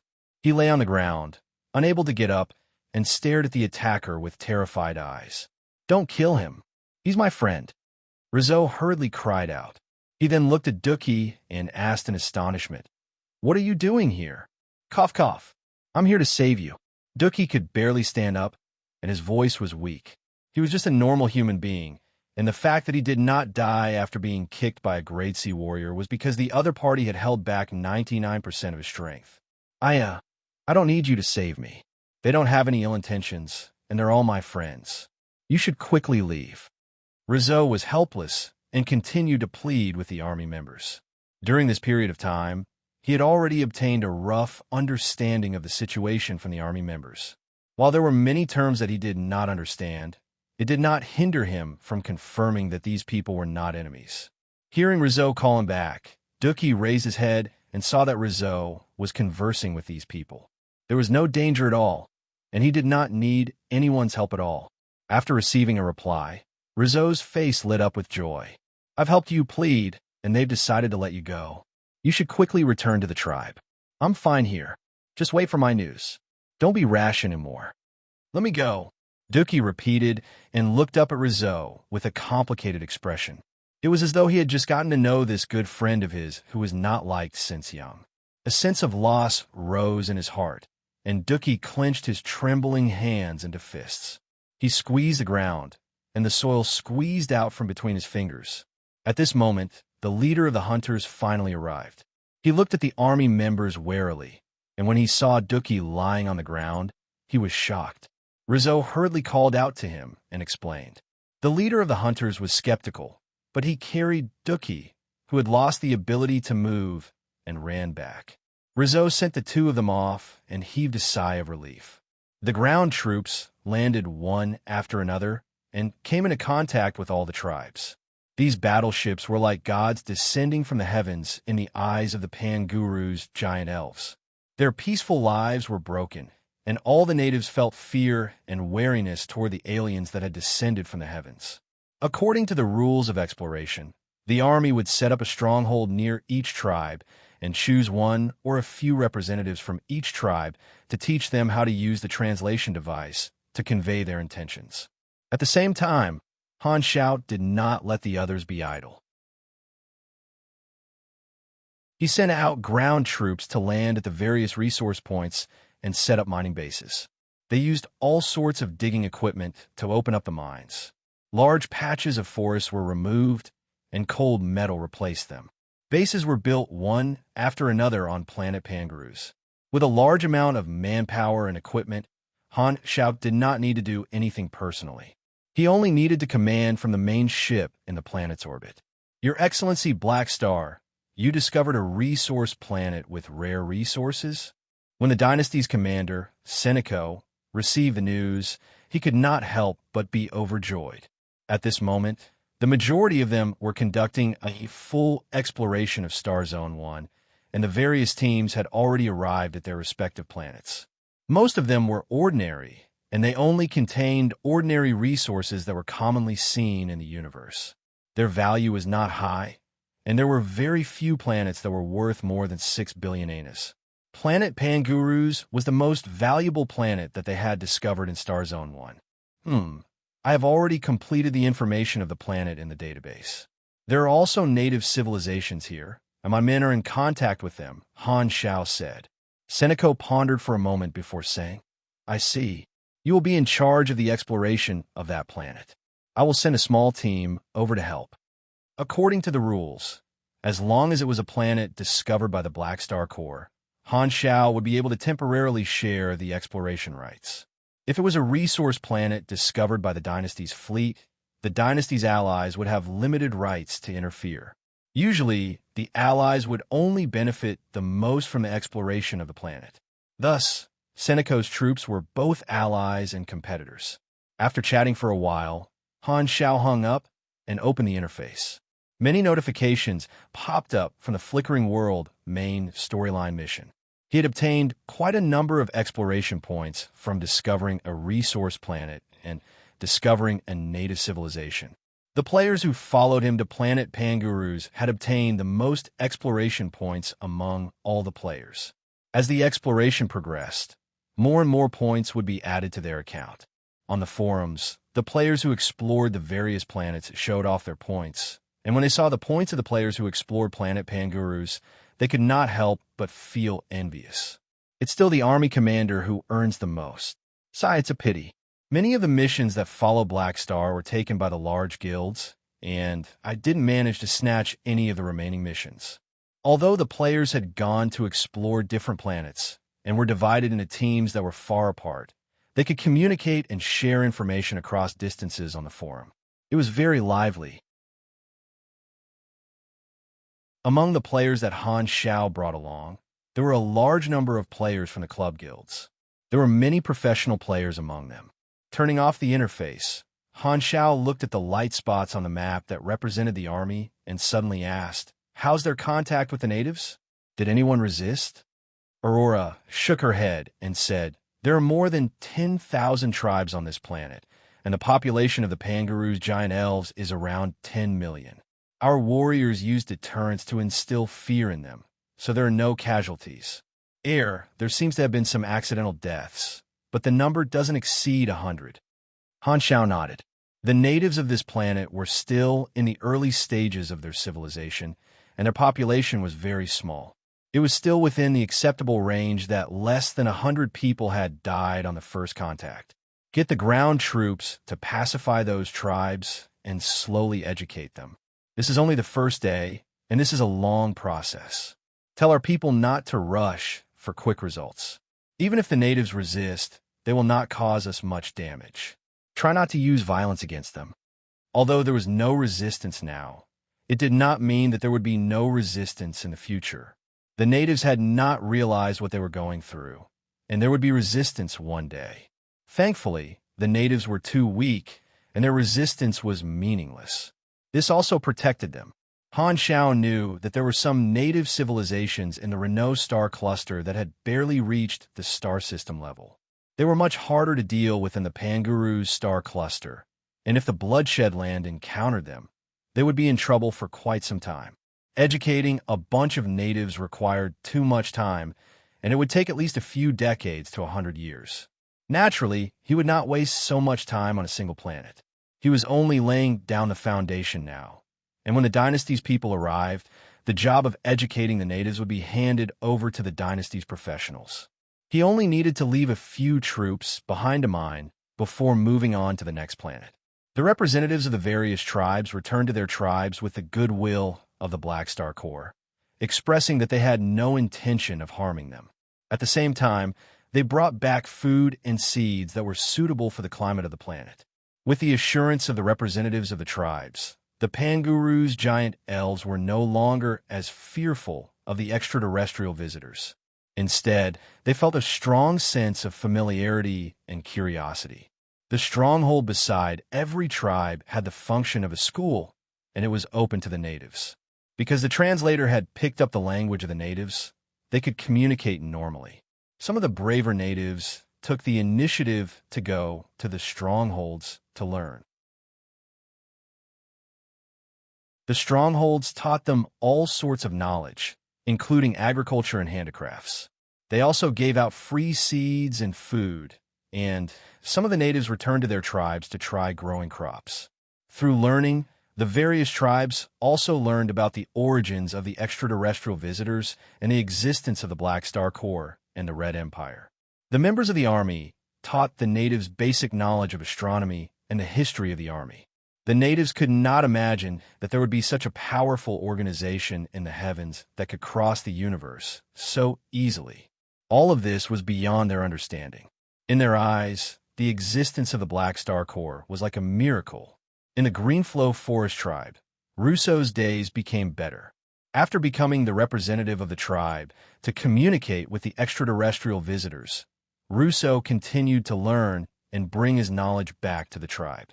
He was extremely talented in this aspect, and under his hard work, the tribe started to communicate with the Black Star Corps more frequently, learning new things and changing their way of life. Luo Su was shocked to find that those clansmen who had looked down on him before had all become respectful towards him. In the tribe, his position had suddenly surpassed that of the chief, becoming the most respected person. Every clansman was in awe of him. The culture of the natives had not been fully formed, and they did not have the concept of abandoning their traditions. They were all attracted by the new knowledge. In the past, the tribe members respected the hunters the most. Only when the hunters brought back food would the tribe be able to eat their fill. But now, the people who were respected the most were those who went to the stronghold to learn and bring back knowledge. They brought back food and seeds, allowing everyone to eat their fill more easily. They also brought back handicraft knowledge that made their clothes more comfortable and their tents warmer. They even brought back a free weapon called a crossbow from a stronghold. With such a weapon, hunting became much easier. The hunters were the warriors of the tribe, and they had the responsibility of protecting the tribe. However, in front of the members of the army, the hunters were completely helpless. The tribe members' trust in the hunters gradually decreased, and although the hunters were still respected, they were slowly being marginalized. Looking at Rousseau, who was surrounded by his tribe members, Dookie had a complicated feeling. In the past, this was an honor that belonged to him. Although he was good friends with Rousseau, he had a sense of superiority in his heart and felt that he was protecting Rousseau. But now, the positions of the two had been reversed. Rousseau, who had once been disliked by his clansmen, had become respected. On the other hand, a young hunter with high hopes had gradually been neglected, with no one paying any attention to him. Dookie felt the difference between them grow stronger and stronger, and he felt depressed. After dealing with his tribe members, Rousseau saw Dookie and hurriedly walked forward. "How are your injuries?" "I'm fine." Hearing Rousseau's concern, for some reason, Dookie felt irritated. He coldly replied before turning around and walking away as though they were strangers. Seeing Dookie being so cold, Russo was confused. In the past, Dookie was very cheerful, but after being injured by the members of the army, he became very quiet. It was as though Dookie was intentionally avoiding him and was unwilling to communicate with him. He did not understand why. On the other side, Dookie walked out of the tribe and ran in the forest. Feeling the wind blowing in his face, his mood gradually relaxed. After running for a long time, Dookie decided to go to his secret base. He had coincidentally found a cool spring water in the forest, and he would occasionally return to take a bath there to relax. Every time he finished bathing, he would feel refreshed. However, when he arrived at his destination, the scene there stunned him. The spring water had disappeared, and what replaced it was a bottomless pit. Around the pit were a few metal buildings, and the members of the army were operating strange machines to dig the soil. What are you doing?" Dookie was furious. He was extremely repulsed by these extraterrestrial visitors. Just as he was about to approach them with his weapon, his vision blurred, and an army member blocked his path. "The mining site is in front. It's not open to outsiders. Leave immediately. Where's the spring water? Where's my spring water? What have you done?" Hearing this, Dookie was enraged. He pushed the army member in front of him and wanted to rush into the mining site. Bang! A huge force pushed Dookie away, and he fell a few times. He held his stomach with a pained expression. "I'm sorry. Please do not obstruct us from mining. If you have any needs, you could go to the stronghold near the tribe. This place is not open to outsiders." The army member shook his head. "Why can't I go over? This is clearly the place that I discovered." Dookie clenched his fist with a furious expression. At this moment, he saw the extraterrestrial visitors digging out a large pile of shiny crystals from the original location of the spring water. Seeing this, Dookie seemed to have understood. These people were draining the spring water to dig out these crystals. Looking up, he saw that the trees around him were all chopped down and the forest was replaced by metal. He was a giant sprite that could run freely, but he was rejected by the extraterrestrial visitors. Thinking about what he had experienced in the past few days, an inexplicable sadness surged in his heart. However, he did not know where this feeling came from. In his confusion, Dookie seemed to have a feeling. This should have been something that belonged to them. For the first time, he had such a feeling. This forest, this land, this planet was their home. "Uncle, is it not very good for us to do this?" In the flagship in the sky, Aurora hesitated for a while before suddenly speaking. Han Xiao raised his eyebrows. "What are you trying to say?" At the side, Hila also looked over. Aurora pursed her lips and said softly, "What we're doing is actually invading the homeland of the natives. I know what you mean." Han Xiao waved his hands. "What we're doing is educating, bringing knowledge to the natives, and making them more civilized. It's different from just invading." But Aurora mustered up her courage. This planet was originally their homeland. These natives don't have the ability to defend their homeland, so they can only watch as their homeland is invaded by us. If we take their resources here, won't it be a bit bullying? They should be thankful that they don't have the ability to resist, or more people will die. But, Sai, you don't have to say any more. Han Xiao interrupted Aurora and said helplessly, "Do you think they have a choice? Actually, we can avoid the planets where the natives live and explore other unknown planets." Aurora blinked. Han Xiao shook his head, walked to the porthole, looked at the universe outside, and sighed. "You're too idealistic. When this planet... No, when this star field was discovered by the three universal civilizations, the fate of all life in the star field changed, and they no longer have the right to develop freely. We can avoid the planets where the natives live, but when the Red Empire opens up the flickering world, do you think the other civilizations will let them go? They're destined to lose many things, and letting outsiders share their homeland and accept the teachings of the Red Empire is already a very good ending. The weak will not be able to get the best of both worlds." Aurora fell silent and felt conflicted. Because of her Esper ability, she was more sensitive and had a strong empathy for other life forms. She sympathized with the natives. Even if the Panguru's giant elves did not know the meaning behind it, she could not refute the law of the jungle in the universe. Hela had a calm expression. She was different from her younger sister. She had always believed that being weak was a sin and did not have much sympathy. Han Xiao paused for a moment before saying, "There's no need to think too much about it.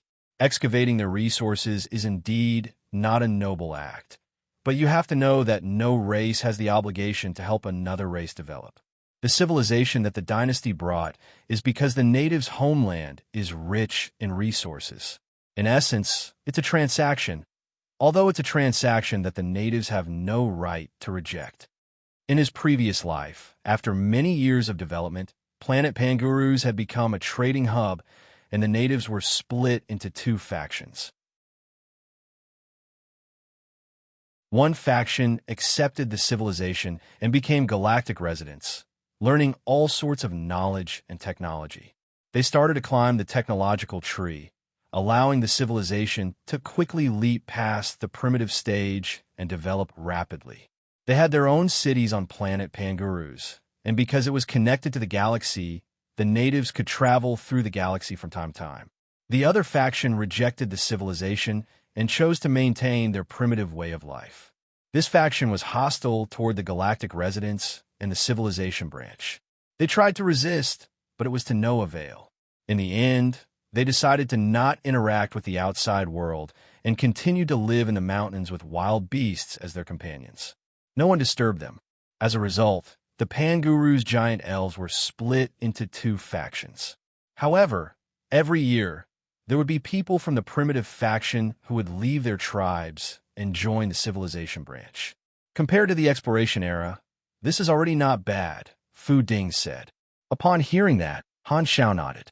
The exploration of the flickering world was actually a microcosm of the exploration era. However, the difference was that the three universal civilizations now had enough strength to dominate the universe and suppress all who refused to submit. During the exploration era, when the various civilizations discovered each other, the first thing they thought of was to destroy each other. The flames of war were endless, and there were many casualties.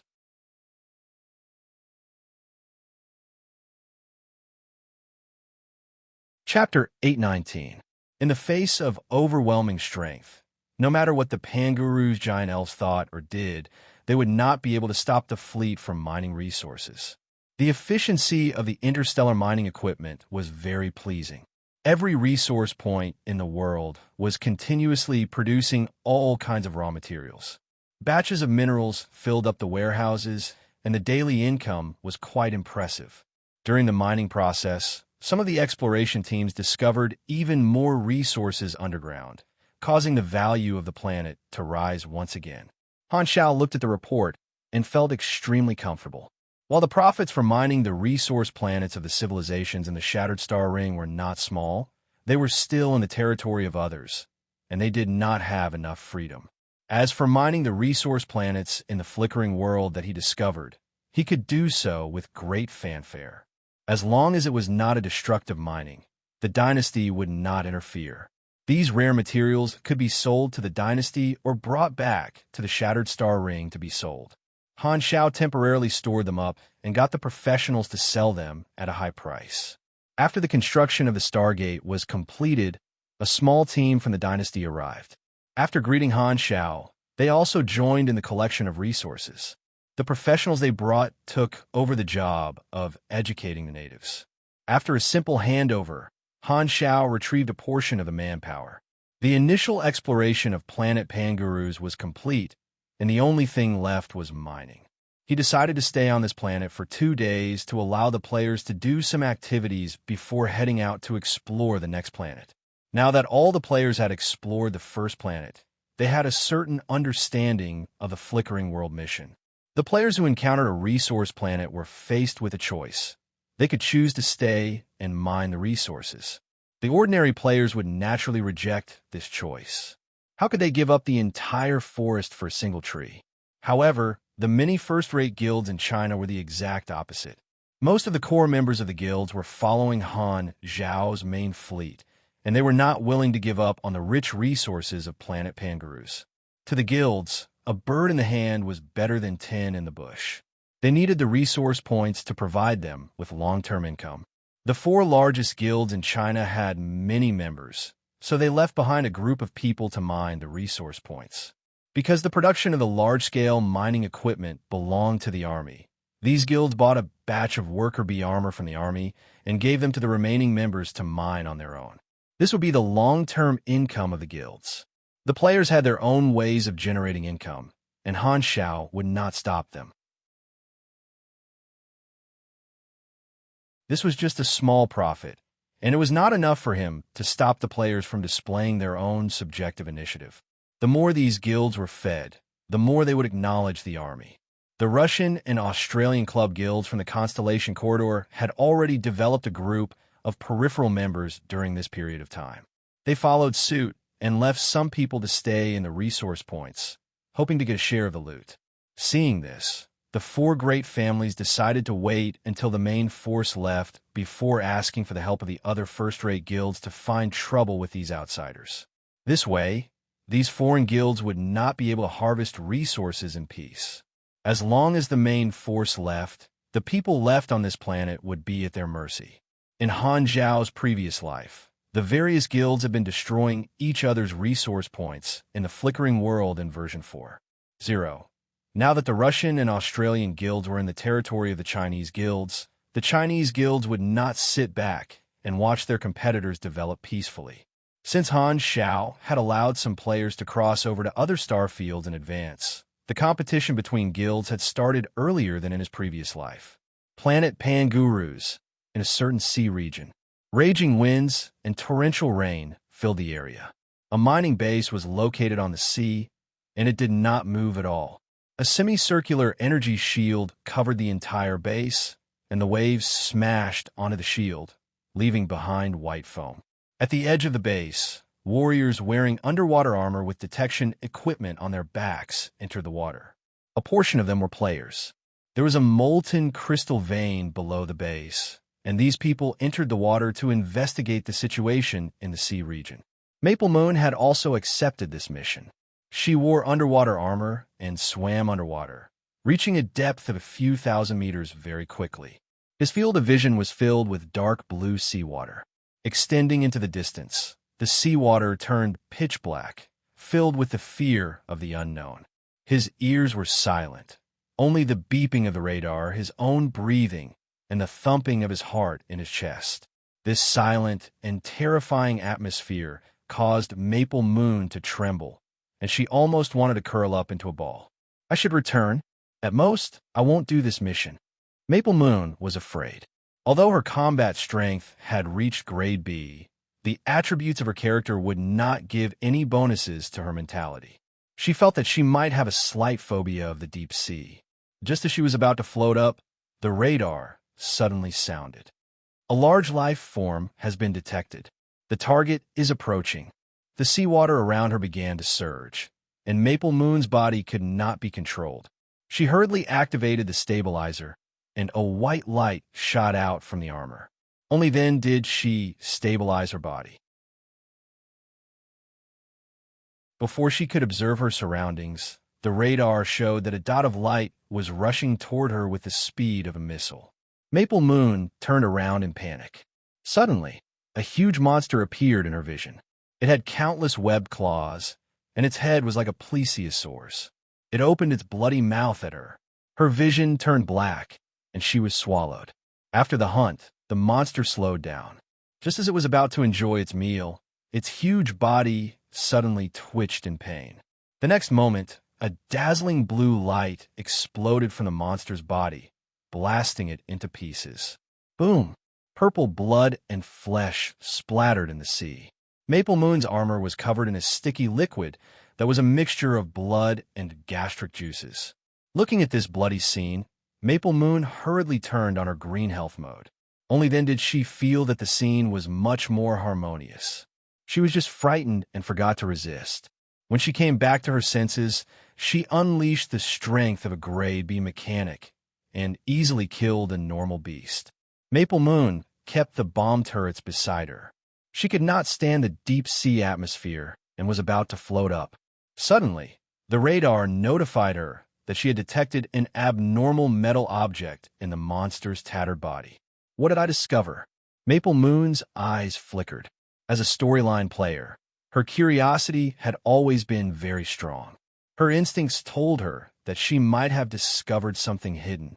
After hesitating for half a second, she stopped floating up and searched the monster's body.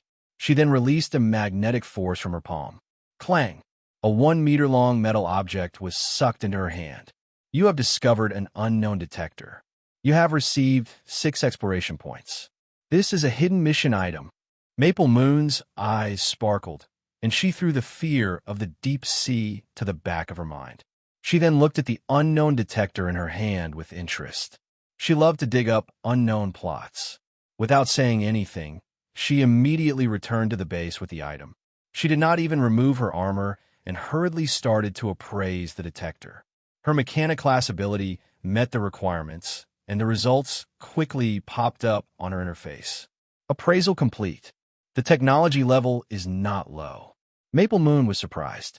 This had already reached the level of a star system civilization. Did this mean that planet Pangurus had already been discovered by a certain civilization? There is also a possibility that this beacon had already been damaged in space and lost its positioning ability. In the end, it was captured by the gravity of planet Pangurus and fell into the deep sea, becoming food for the sea creatures. If not, planet Pangurus would have already had visitors. Maple Moon was in a dilemma. This beacon was valuable information, and she would definitely be rewarded if she handed it over to the army. However, she could not help but feel curious. She wanted to repair this beacon and see what the special consequences were and what kind of people it would attract. After hesitating for a moment, Maple Moon gritted her teeth. Her curiosity won out. You have used intermediate repair on damaged location beacon. Appraising. Appraising passed. Your level, intelligence, class knowledge, and skill level have all met the prerequisites. Repair progress. 2%, 14%, 35%, repair complete. You have received barely repaired location beacon. Maple Moon was overjoyed. Without hesitation, she activated the beacon. Beep beep. The beacon lit up, and an invisible quantum positioning signal was sent to the receiving end of the unknown organization. You have triggered the hidden mission Beacon of Unknown Origin. Mission Introduction. You have discovered a rather high-tech location beacon on a native planet in the flickering world. You do not know who placed this beacon, but you have chosen to repair and activate it, sending out the location information. This might attract the attention of the unknown organization. Mission requirements. Come into contact with the unknown organization that placed the beacon. Mission reward. 300 EXP, 70 individual exploration points. 1 Bold Explorer Ability Fragment. Requires 2 fragments to be fused. Bold Explorer Special Ability. When exploring an unknown location or appraising an unknown item, you can use this ability to obtain a portion of information. It can be used repeatedly on the same target. Cooldown, 7 days. Every time you use it, you will receive the negative status, Reckless, and your LUK will be reduced by 60%. Lasts for 14 days. Remarks. As long as you have the courage, the universe is your home. This mission is linked to the Flickering World main storyline mission. You can report the situation to the faction you are in and receive the help of the NPC faction. Strongly recommended. Reward Ability Fragment? This kind of mission reward is really rare, and I can even request the help of the faction. Does this mean that the consequences of activating the beacon are very serious? The moment she thought about handing it over, the image of the army commander appeared in her mind. You found the beacon of an advanced civilization on this planet? Looking at the beacon in Maple Moon's hands, Han Zhao's eyes were filled with doubt. Originally, he thought that Maple Moon was only there to learn a skill. He did not expect her to bring him a hidden item. Currently, only the dynasty was developing this area, so this beacon could only have come from an unknown native civilization in the Flickering World. According to the technology involved, the one who placed it should be at least at the star system level. This beacon used conventional thrusters and gravitational flight technology. Even if it flew for a few hundred years, its speed would still be limited. Therefore, the civilization that placed the beacon should be in this star system. However, Han Shao remembered that in his previous life, there was no native star system civilization in the southern border star system of the Gera star cluster. The exploration data of the Red Empire did not indicate that they had encountered a star system civilization there.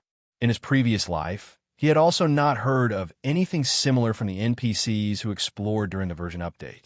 Could it be that the civilization that placed the beacon had already been destroyed and only the ruins were left?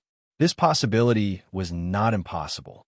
However, when Han Shao took the beacon from Maple Moon's hands, a notification popped up on his interface. He had also triggered the same hidden mission, and the mission requirement implied that this unknown organization still existed. Han Shaoxin's heart skipped a beat. In his previous life, the initial exploration of the flickering world took place during the version update, and the players only managed to recreate the exploration through various records and characters. Could this be a hidden storyline that even the Dynasty did not discover in his previous life? Maple Moon did not know that Han Shao could also accept the mission and was thinking about how to explain that she knew that the beacon was useful. At this moment, Han Shao opened his mouth. Let me study this for a period of time. I might be able to discover some problems. Hearing that, Maple Moon thought that this was a mission item and did not reject it. After watching Maple Moon leave, Han Shao then carefully studied the beacon in his hand. His eyes sparkled. I never thought that there would be such an unexpected discovery on planet Pangaroos. The ability of these players to find hidden missions is quite reliable. Han Shao chuckled. The reward of this hidden mission was extremely tempting. Bold Explorer was an appraisal ability that reached the level of special foresight. In his previous life, very few players had this ability. While it was not useful for combat, it was a godly ability when it came to completing missions and discovering hidden storylines. He only knew that there was a chance of obtaining a skill fragment from a hidden mission. Other than that, there was no fixed way to obtain it. Although this skill had a lot of limitations, it was still useful to him. Just the strange data left behind by ES God was still a mystery, and Aesop could not predict anything. If he could obtain this skill, he might be able to find some clues. It's a pity that it's not a complete ability, only a fragment. Han Shao felt a little regretful. Shaking his head, Han Shao then entered the quantum network and studied the beacon, deciphering the other party's positioning data. This beacon used quantum link technology, which meant that he could use the ability of a virtual mechanic to track it. The mission requirement was to come into contact with this unknown organization. While it seemed like he only needed to wait for the opportunity, there was actually a deeper meaning behind it.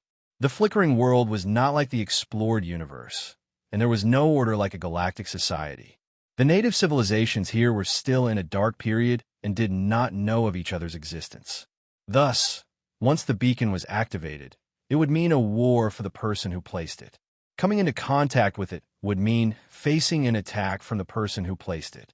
Thus, rather than having the person who placed it find him, Han Shao was more willing to take the initiative to send people over. After all, the requirement was to come into contact with the other party. After searching through the quantum link for a while, Han Shao suddenly opened his eyes and opened his star map. After searching for a while, he pointed at a location that was a few star zones away from planet Pangaroos. It was also within this star system. Found you guys. Han Shao narrowed his eyes. He remembered that there was no native civilization at this location in his previous life. After thinking for a while, Han Shao snapped his fingers, and Psionic Prime, who was circling behind him, immediately fused and stood in front of him. Master, I have a mission for you. Han Shao slowly said, bring some mechanical lives and a portion of your mechanical army along with you. Find the person who placed the beacon. If they attack, subdue them. Understood, Master. Psionic Prime nodded, and the sound of metal rubbing against each other could be heard. He then split into many hovering guards and flew out of the room to form a team. Because it was a few star zones away, it would be too abrupt and a waste of time to go there, so Han Xiao did not plan to do it personally. Now that he had his mechanical lives, and with the quantum infinite distance transmission channel, his mechanical soldiers would receive mechanical force bonuses even if they were not beside him. His mech legion already possessed the ability to go on expeditions, and they would still possess the strength of a beyond grade, a super, even if they were countless light years away. This was one of the reasons why beyond grade A mechanics were feared in the galaxy. Their range and range were the most terrifying of all the classes.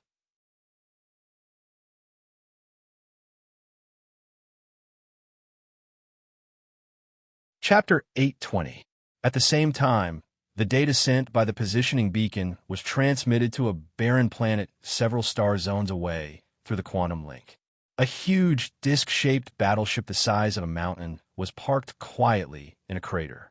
It had a diameter of more than 30 kilometers and was entirely iron gray in color.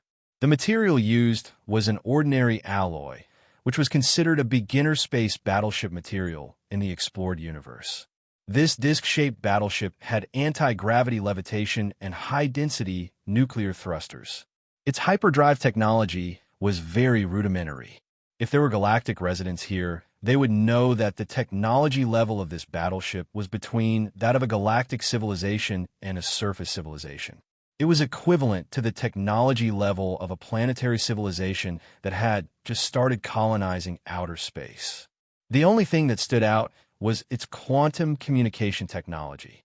A large number of cryogenic hibernation pods were distributed in the bottom cabin. Countless crew members were sleeping in them. Only a few people were awake, maintaining the life support function of the spaceship in the bridge cockpit. Dozens of creatures in simple combat suits were busy in front of the control panels. These creatures were quite short, had 6 arms, and brown skin. At this time, one of the control panels suddenly issued a notification. Beep beep. Beacon 0278 has been activated. The positioning data of the beacon has been received. All the operators in the room hurriedly turned their heads and rushed to the control panel, whispering to each other. Then, a tall creature of another species pushed through the crowd and squeezed to the front of the control panel. Get out of the way, let me see. Ha ha. Do we discover a new planet? This tall creature was obviously the leader. He was nearly 3 meters tall, and the short operators around him only reached his thighs. This person was wearing metal armor, which made clanking sounds as he walked. His appearance was lawless, even more ferocious than an orc. It did not conform to the aesthetic standards of most humanoid creatures. Leader Kikiga, this beacon has been lost for a long time. I didn't expect it to be activated now.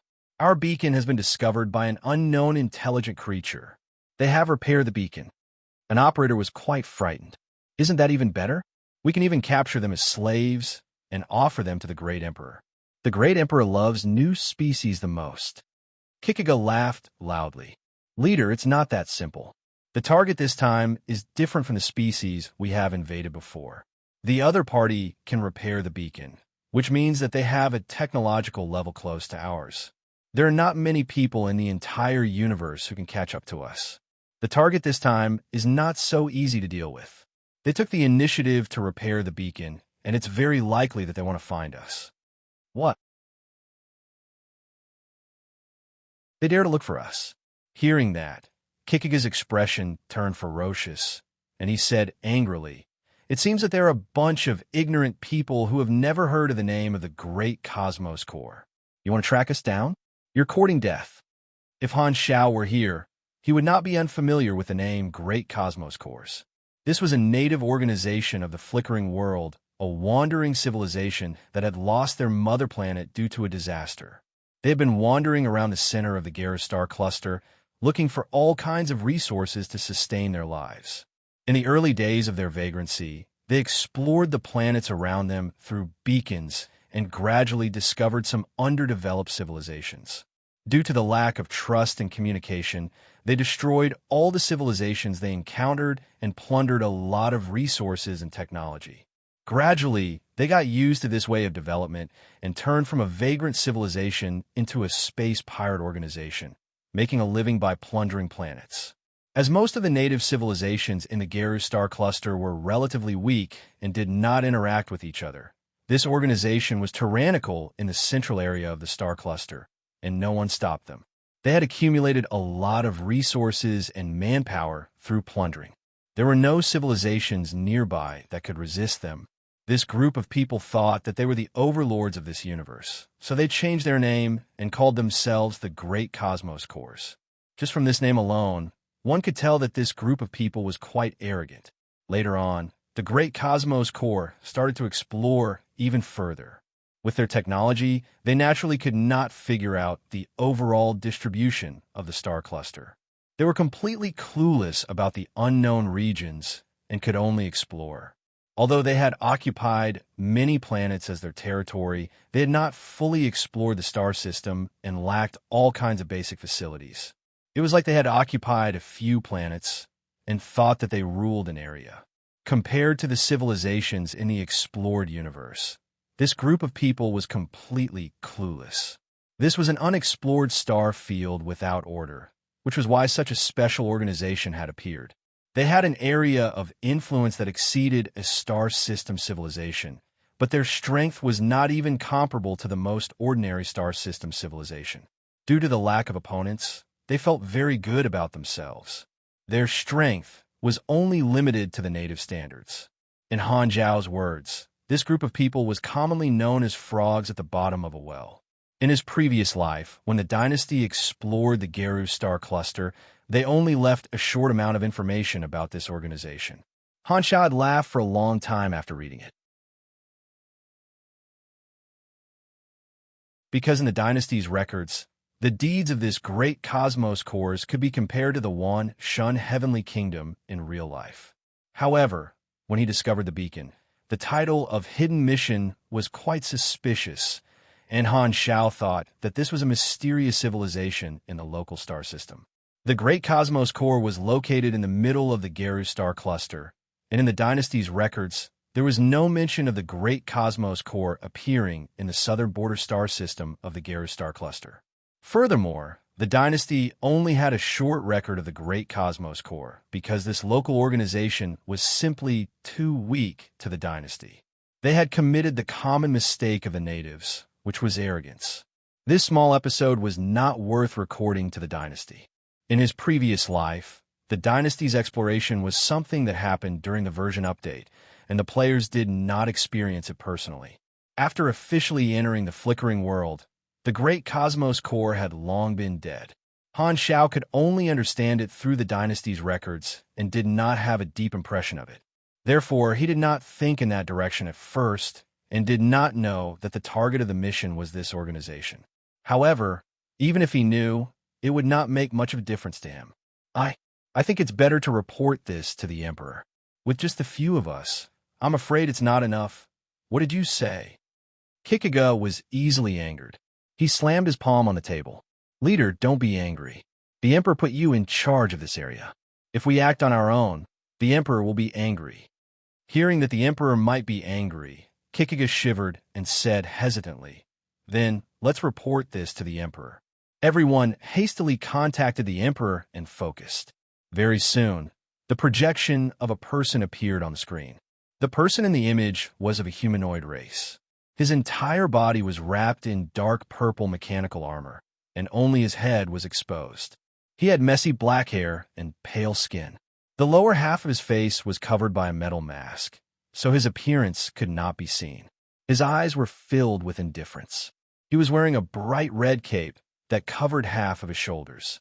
Thick tentacles extended from his back. These tentacles were muscular and similarly covered in a certain amount of armor. They were like many mechanical tails that clustered around this person. He was sitting on a steel throne on a battleship. Behind him was a metal wall with the insignia of the Great Cosmos Core engraved on it. The skulls of different beasts were hung on it like trophies or collectibles. This person was the leader of the Great Cosmos Core, Adamo. Seeing this person, Kikuga hurriedly stood up. You better have a reason to disturb me. Adamo raised his eyelids. His tone was neither salty nor light, but it was filled with coldness. Kikuga shuddered. He had become one of the leaders because of his outstanding combat ability.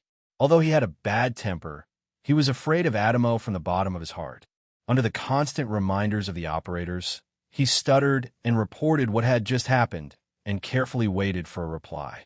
So, you were discovered by a group of unknown organizations with advanced technology? Yes, what should we do? Invade their planet, plunder their technology, snatch their resources, destroy them, and capture them. Adamo's tone did not change. Do you still need me to teach you all these? Understood. Kikuga hurriedly nodded. After hanging up, Kikuga heaved a sigh of relief and glared at the operator beside him. Did you hear that? The Emperor wants us to destroy the enemy. Wake up all the fellows that are sleeping. We have a war to fight. 2 days passed in the blink of an eye, and Han Zhao's main fleet left planet Pangaroos. He only left behind a certain number of mining troops. The next planet that Han Zhao planned to personally explore was a resource-rich planet in the first star zone of the border star system. In his memory, the famous planets were scattered all over the place. Compared to the size of the entire star cluster, the first star zone was still a little smaller. Other than planet Pangaroos, he had some impression of more than 10 planets in this star zone, and they were all places that he had personally visited in the past. A portion of them were resource-rich planets. Back then, he had mainly formed a team to snatch the resources from the guilds. The rest were functional planets, such as Stargate stations and supply stations. The exploration team of the Black Star Corps and Seneco's exploration team split up.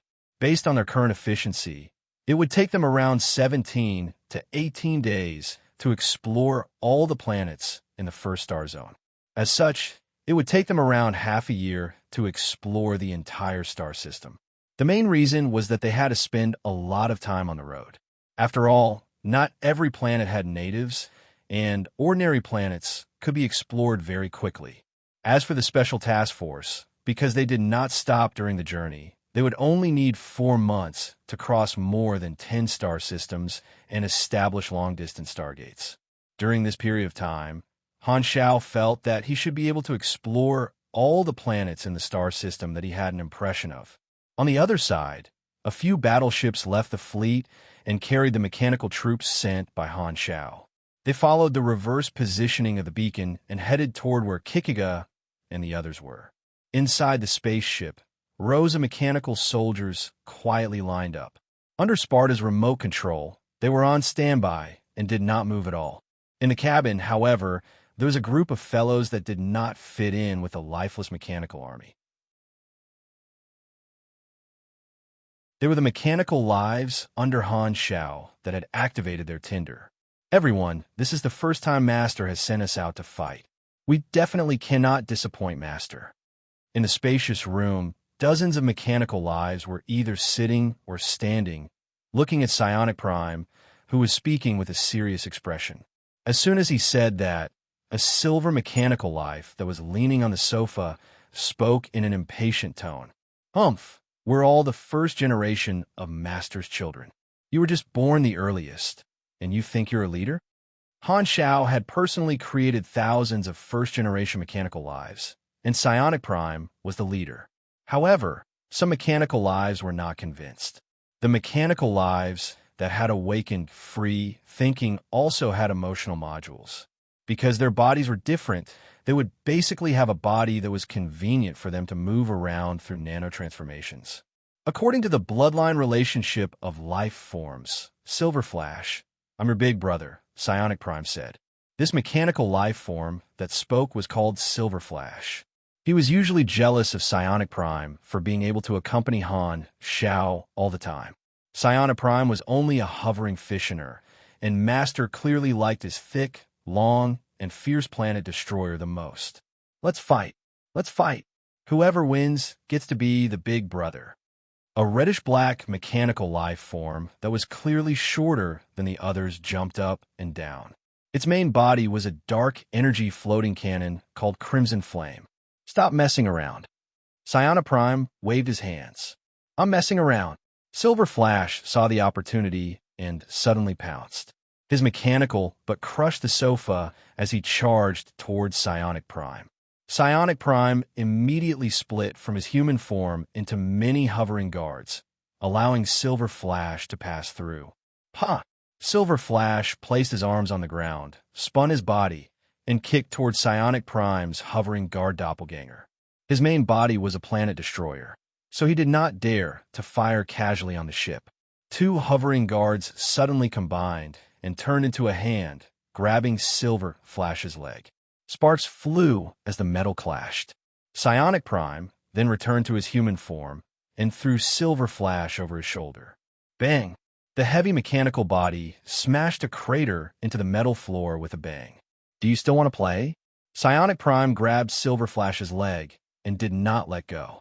His palm released a nanoparticle restraining field, preventing Silver Flash from nanotransforming and retracting his leg. Silver Flash fell to the ground. One of his legs was grabbed, and the other leg kept kicking towards Psionic Prime. Psionic Prime dodged all of his attacks like children fighting. The two mechanical lives fought, and the room was instantly in a mess. The surrounding mechanical lives quickly moved away and cleared the space. Usually, in Han Zhao's secondary space military camp, mechanical lives would spar with each other every day. All the mechanical lives were used to it. Did you not apply the oil? Harder! The Scarlet Fire Regiment shouted from the side, wishing for the world to be in chaos. One of the Oathkeepers could not stand it anymore and kicked it away like a ball. Don't sink the spaceship. If you want to fight, go to the combat room. Arrange a mechanical life, yelled. At this time, all the movements of the mechanical lives froze, and Sparta's cold voice sounded. Master finally gave you guys a mission, and you guys are messing around? All of you better reflect on yourselves. Mechanical lives had free will, but in the underlying logic, Han Zhao's artificial intelligence had a higher priority, second only to Han Zhao's authority.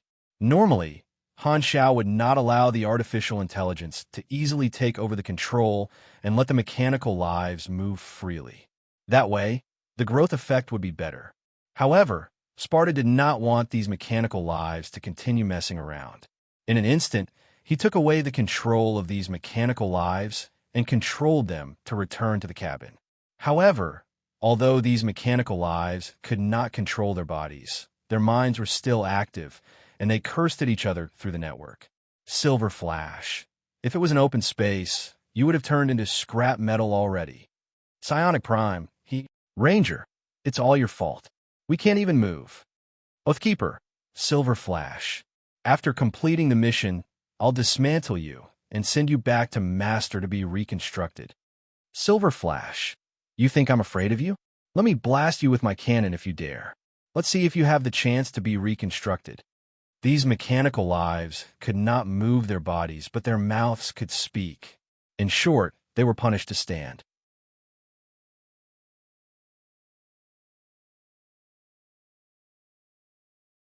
Chapter 821. After Han Zhao's fleet left planet Pangaroos, the players of the various guilds that were left behind on the planet could not wait to take action. The four major guilds pretended to be uninvolved while they secretly gathered the members of the other first-rate guilds. Among them were the Rainstorm Club's Drizzle River, the Fanatics Club's God's Forbidden Zone, the Heavenly Palace's Spirit Celestial Lake, and Rivervale's Rivervale. These first-rate guilds had around 60 to 70 members that were left behind on planet Pangaroos, and they were considered workshop players. There were two types of guild members. The first was the ordinary players that were attracted by the guild's reputation and resources. The second type was the various workshops that took on the hard work of the guild and collected a certain amount of fees. Hence, they were more organized. Hundreds of guild members gathered together to discuss. The Russians and Australians don't have enough manpower, and each club has less than 20 people. Both sides have more than 100 people. However, they did not split up, and over 100 of them gathered together to mine. Although the Russians and Australians had colluded with the four major guilds, they were secretly taking precautions. The Russians were led by the Strength and Glory Guild, while the Australians were led by the Kangaroo Boxing Guild. The players of the various guilds were gathered at two locations to mine. Adding up to 100 people from each country, they were close to the number of first-rate guilds in China. This seemed to be safer and would prevent them from being attacked. However, they did not expect that the first-rate guilds in China would work together to deal with them. After discussing for a while, they decided on a plan. They had the absolute advantage in terms of manpower, and they decided to split up and attack the resource points of the Russians and Australians. In a certain mine base at the Kangaroo Boxing Guild's resource point, dozens of Australian players were wearing worker bee armor and mining diligently. They stored the resources in the armor and transported them back to the small guild warehouse on the surface.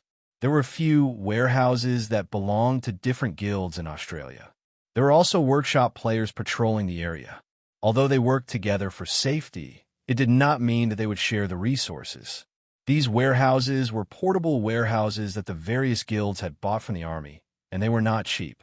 They were equivalent to their base in the resource point. Suddenly, the patrolling players' expressions changed as they saw a group of well-equipped first-rate guild players appear in their line of sight. These first-rate guild players were currently charging towards them from afar, their thrusters leaving trails of flame in their wake. Gather! Someone is attacking our resource point. The club guilds from Australia hastily recalled their manpower, but it was too late. 200 to 300 players from the first-rate guilds rushed into the resource point and tore apart the players guarding the warehouse.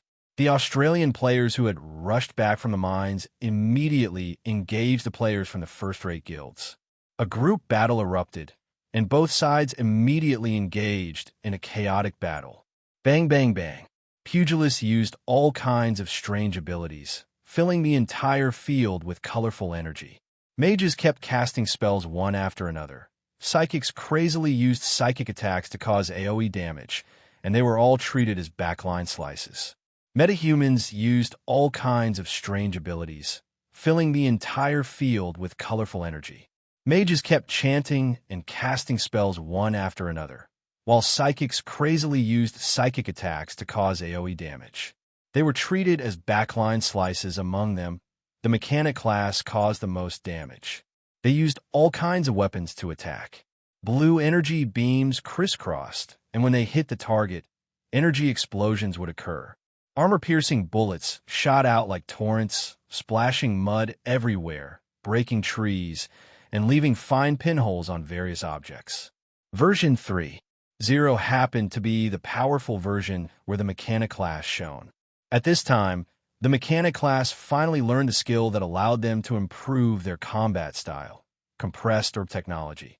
Compressed orbs opened up in the field one after another, turning into turrets, small mechanical soldiers, mechanical traps, and all kinds of mechanical equipment. Be it in terms of wealth, combat power, or numbers, the first-rate guilds had an absolute advantage. They quickly destroyed the Australian players who had stayed behind and sent people to block the respawn point and kill them. On the other hand, they started to attack the few Australian guild warehouses and destroyed them very quickly. The resources that the Australian players had collected during this period were all taken away as spoils of war. This resource point became a mess. After killing all the Australian players, the first-rate guilds immediately retreated with the spoils of war. Hundreds of souls floating above the respawn point sent them off with grief and anger. On the other hand, the Russian resource point also received the same treatment and was completely looted. Our resource point has been destroyed. In one of the transport ships in the fleet, Vodka was shocked when he received the message from the players who had stayed behind. After hearing that it was done by the first-rate guilds in China, he was furious and immediately sent a message to the guild leaders of Long Sky and Dynasty to question them.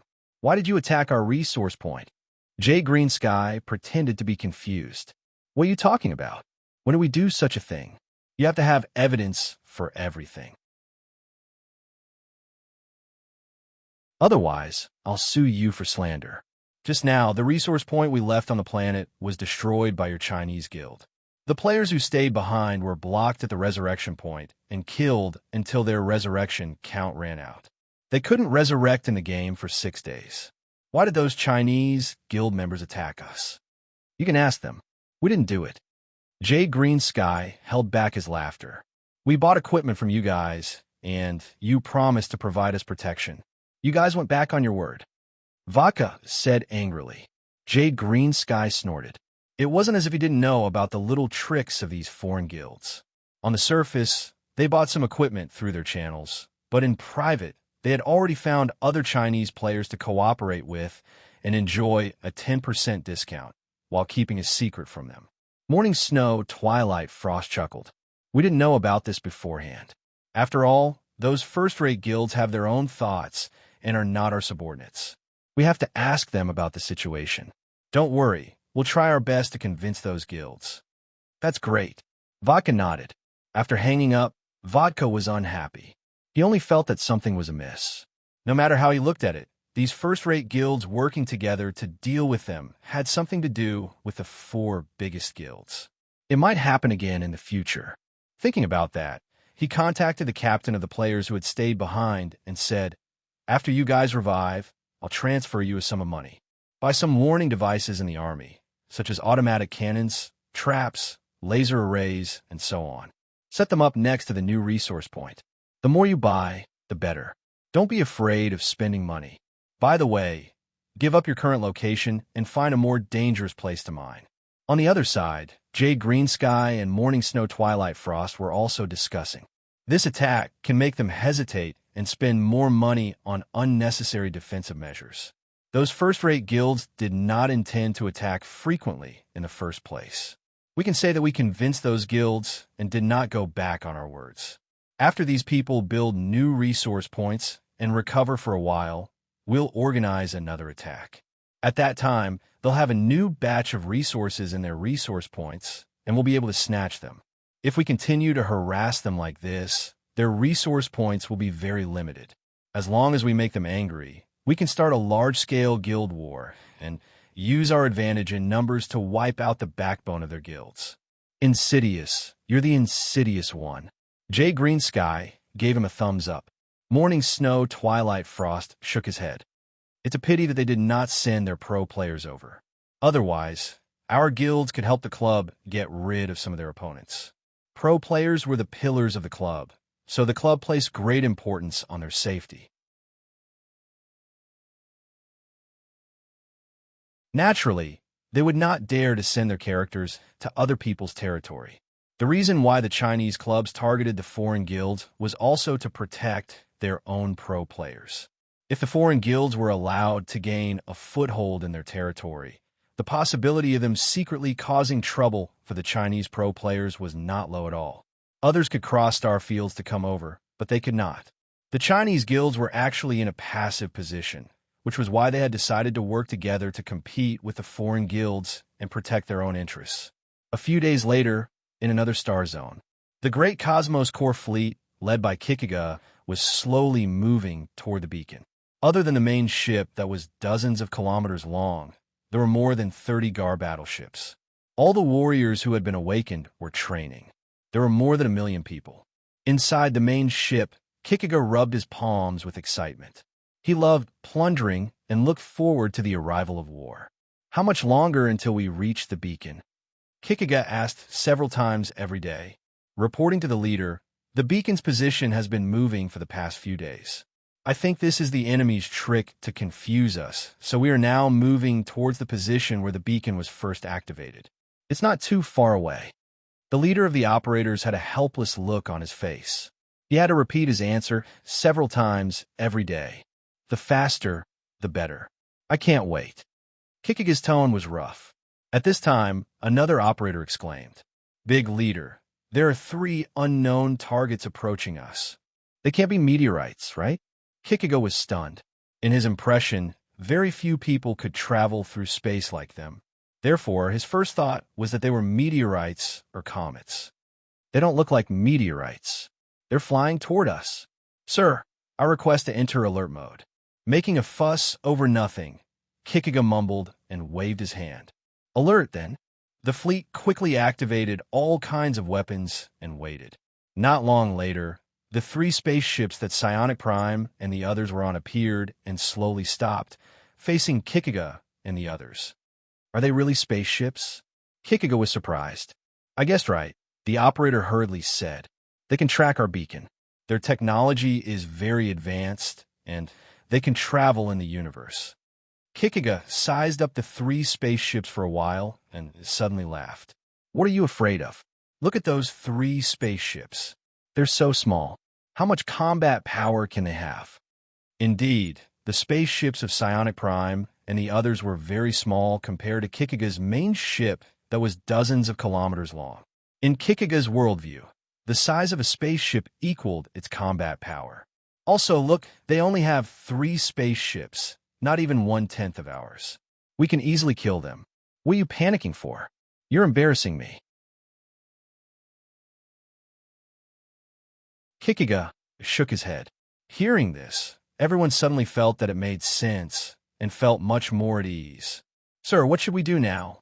Kikuga said casually. Looking at their spaceships, we can tell that they're just a small civilization that has just started exploring the universe. They don't know what fear is, so they dare to track our signal without any fear. Humph, as their seniors, we have to teach them a lesson and let them know the taste of fear. At this moment, another operator smiled and said, Big leader, they sent us a message. They want to communicate with us. Hearing this, everyone laughed and felt that Kikuga's guess was right. Only a civilization that had just started exploring the universe would be so naive. Did they think that they could communicate in the universe?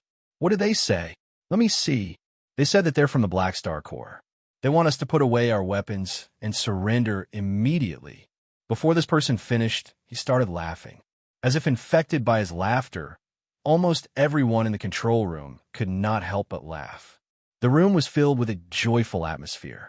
Ha ha! Kikuga laughed so hard that he could not stop. Quick, reply to my message. Reply to what? Ask them if they've heard of the Great Cosmos Corps. Ha ha ha! Kikuga laughed so hard that tears almost came out his eyes. Black Star Corps? What the hell? Never heard of it.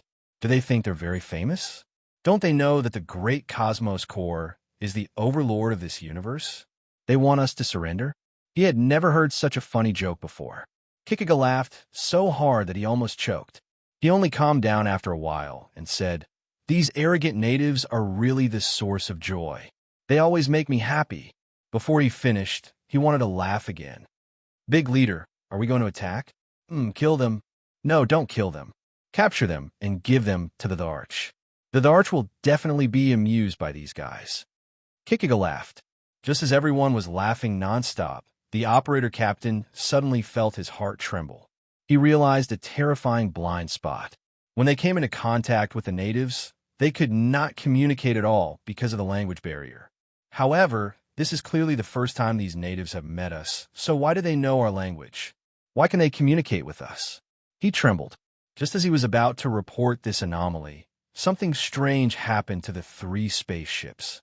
The bellies of the 3 spaceships opened up and black machines poured out. All of a sudden, blue-gold lightning descended from the sky and struck every machine, causing a blinding light to erupt. Were these things? The smiles of Kikuga and the others disappeared. They looked at this scene in shock. The next moment, a silver beam of light shot out, instantly piercing through the main ship's shield. It pierced through the main ship's hull, which was dozens of kilometers long, and left behind a large hole. The tough spaceship armor was like paper in front of this energy beam. Everyone was stunned, and before they could react, the violent shaking knocked them to the ground. A shrill alarm sounded, and the lights inside the spaceship turned bright red. Woo woo woo. Warning, warning. Shield broken. Hull damage increasing. 7, 8%. 8, 6%, 10, 3%. Please take measures as soon as possible. Please take measures as soon as possible. With one hit, the defense of the main spaceship was broken. Kikuga did not get up. He sat on the ground in a daze. His eyes were filled with confusion and disbelief. What just happened? You're tuning in to the Warrior Lore YouTube channel. Don't forget to subscribe and join us on this journey to catch the most captivating stories.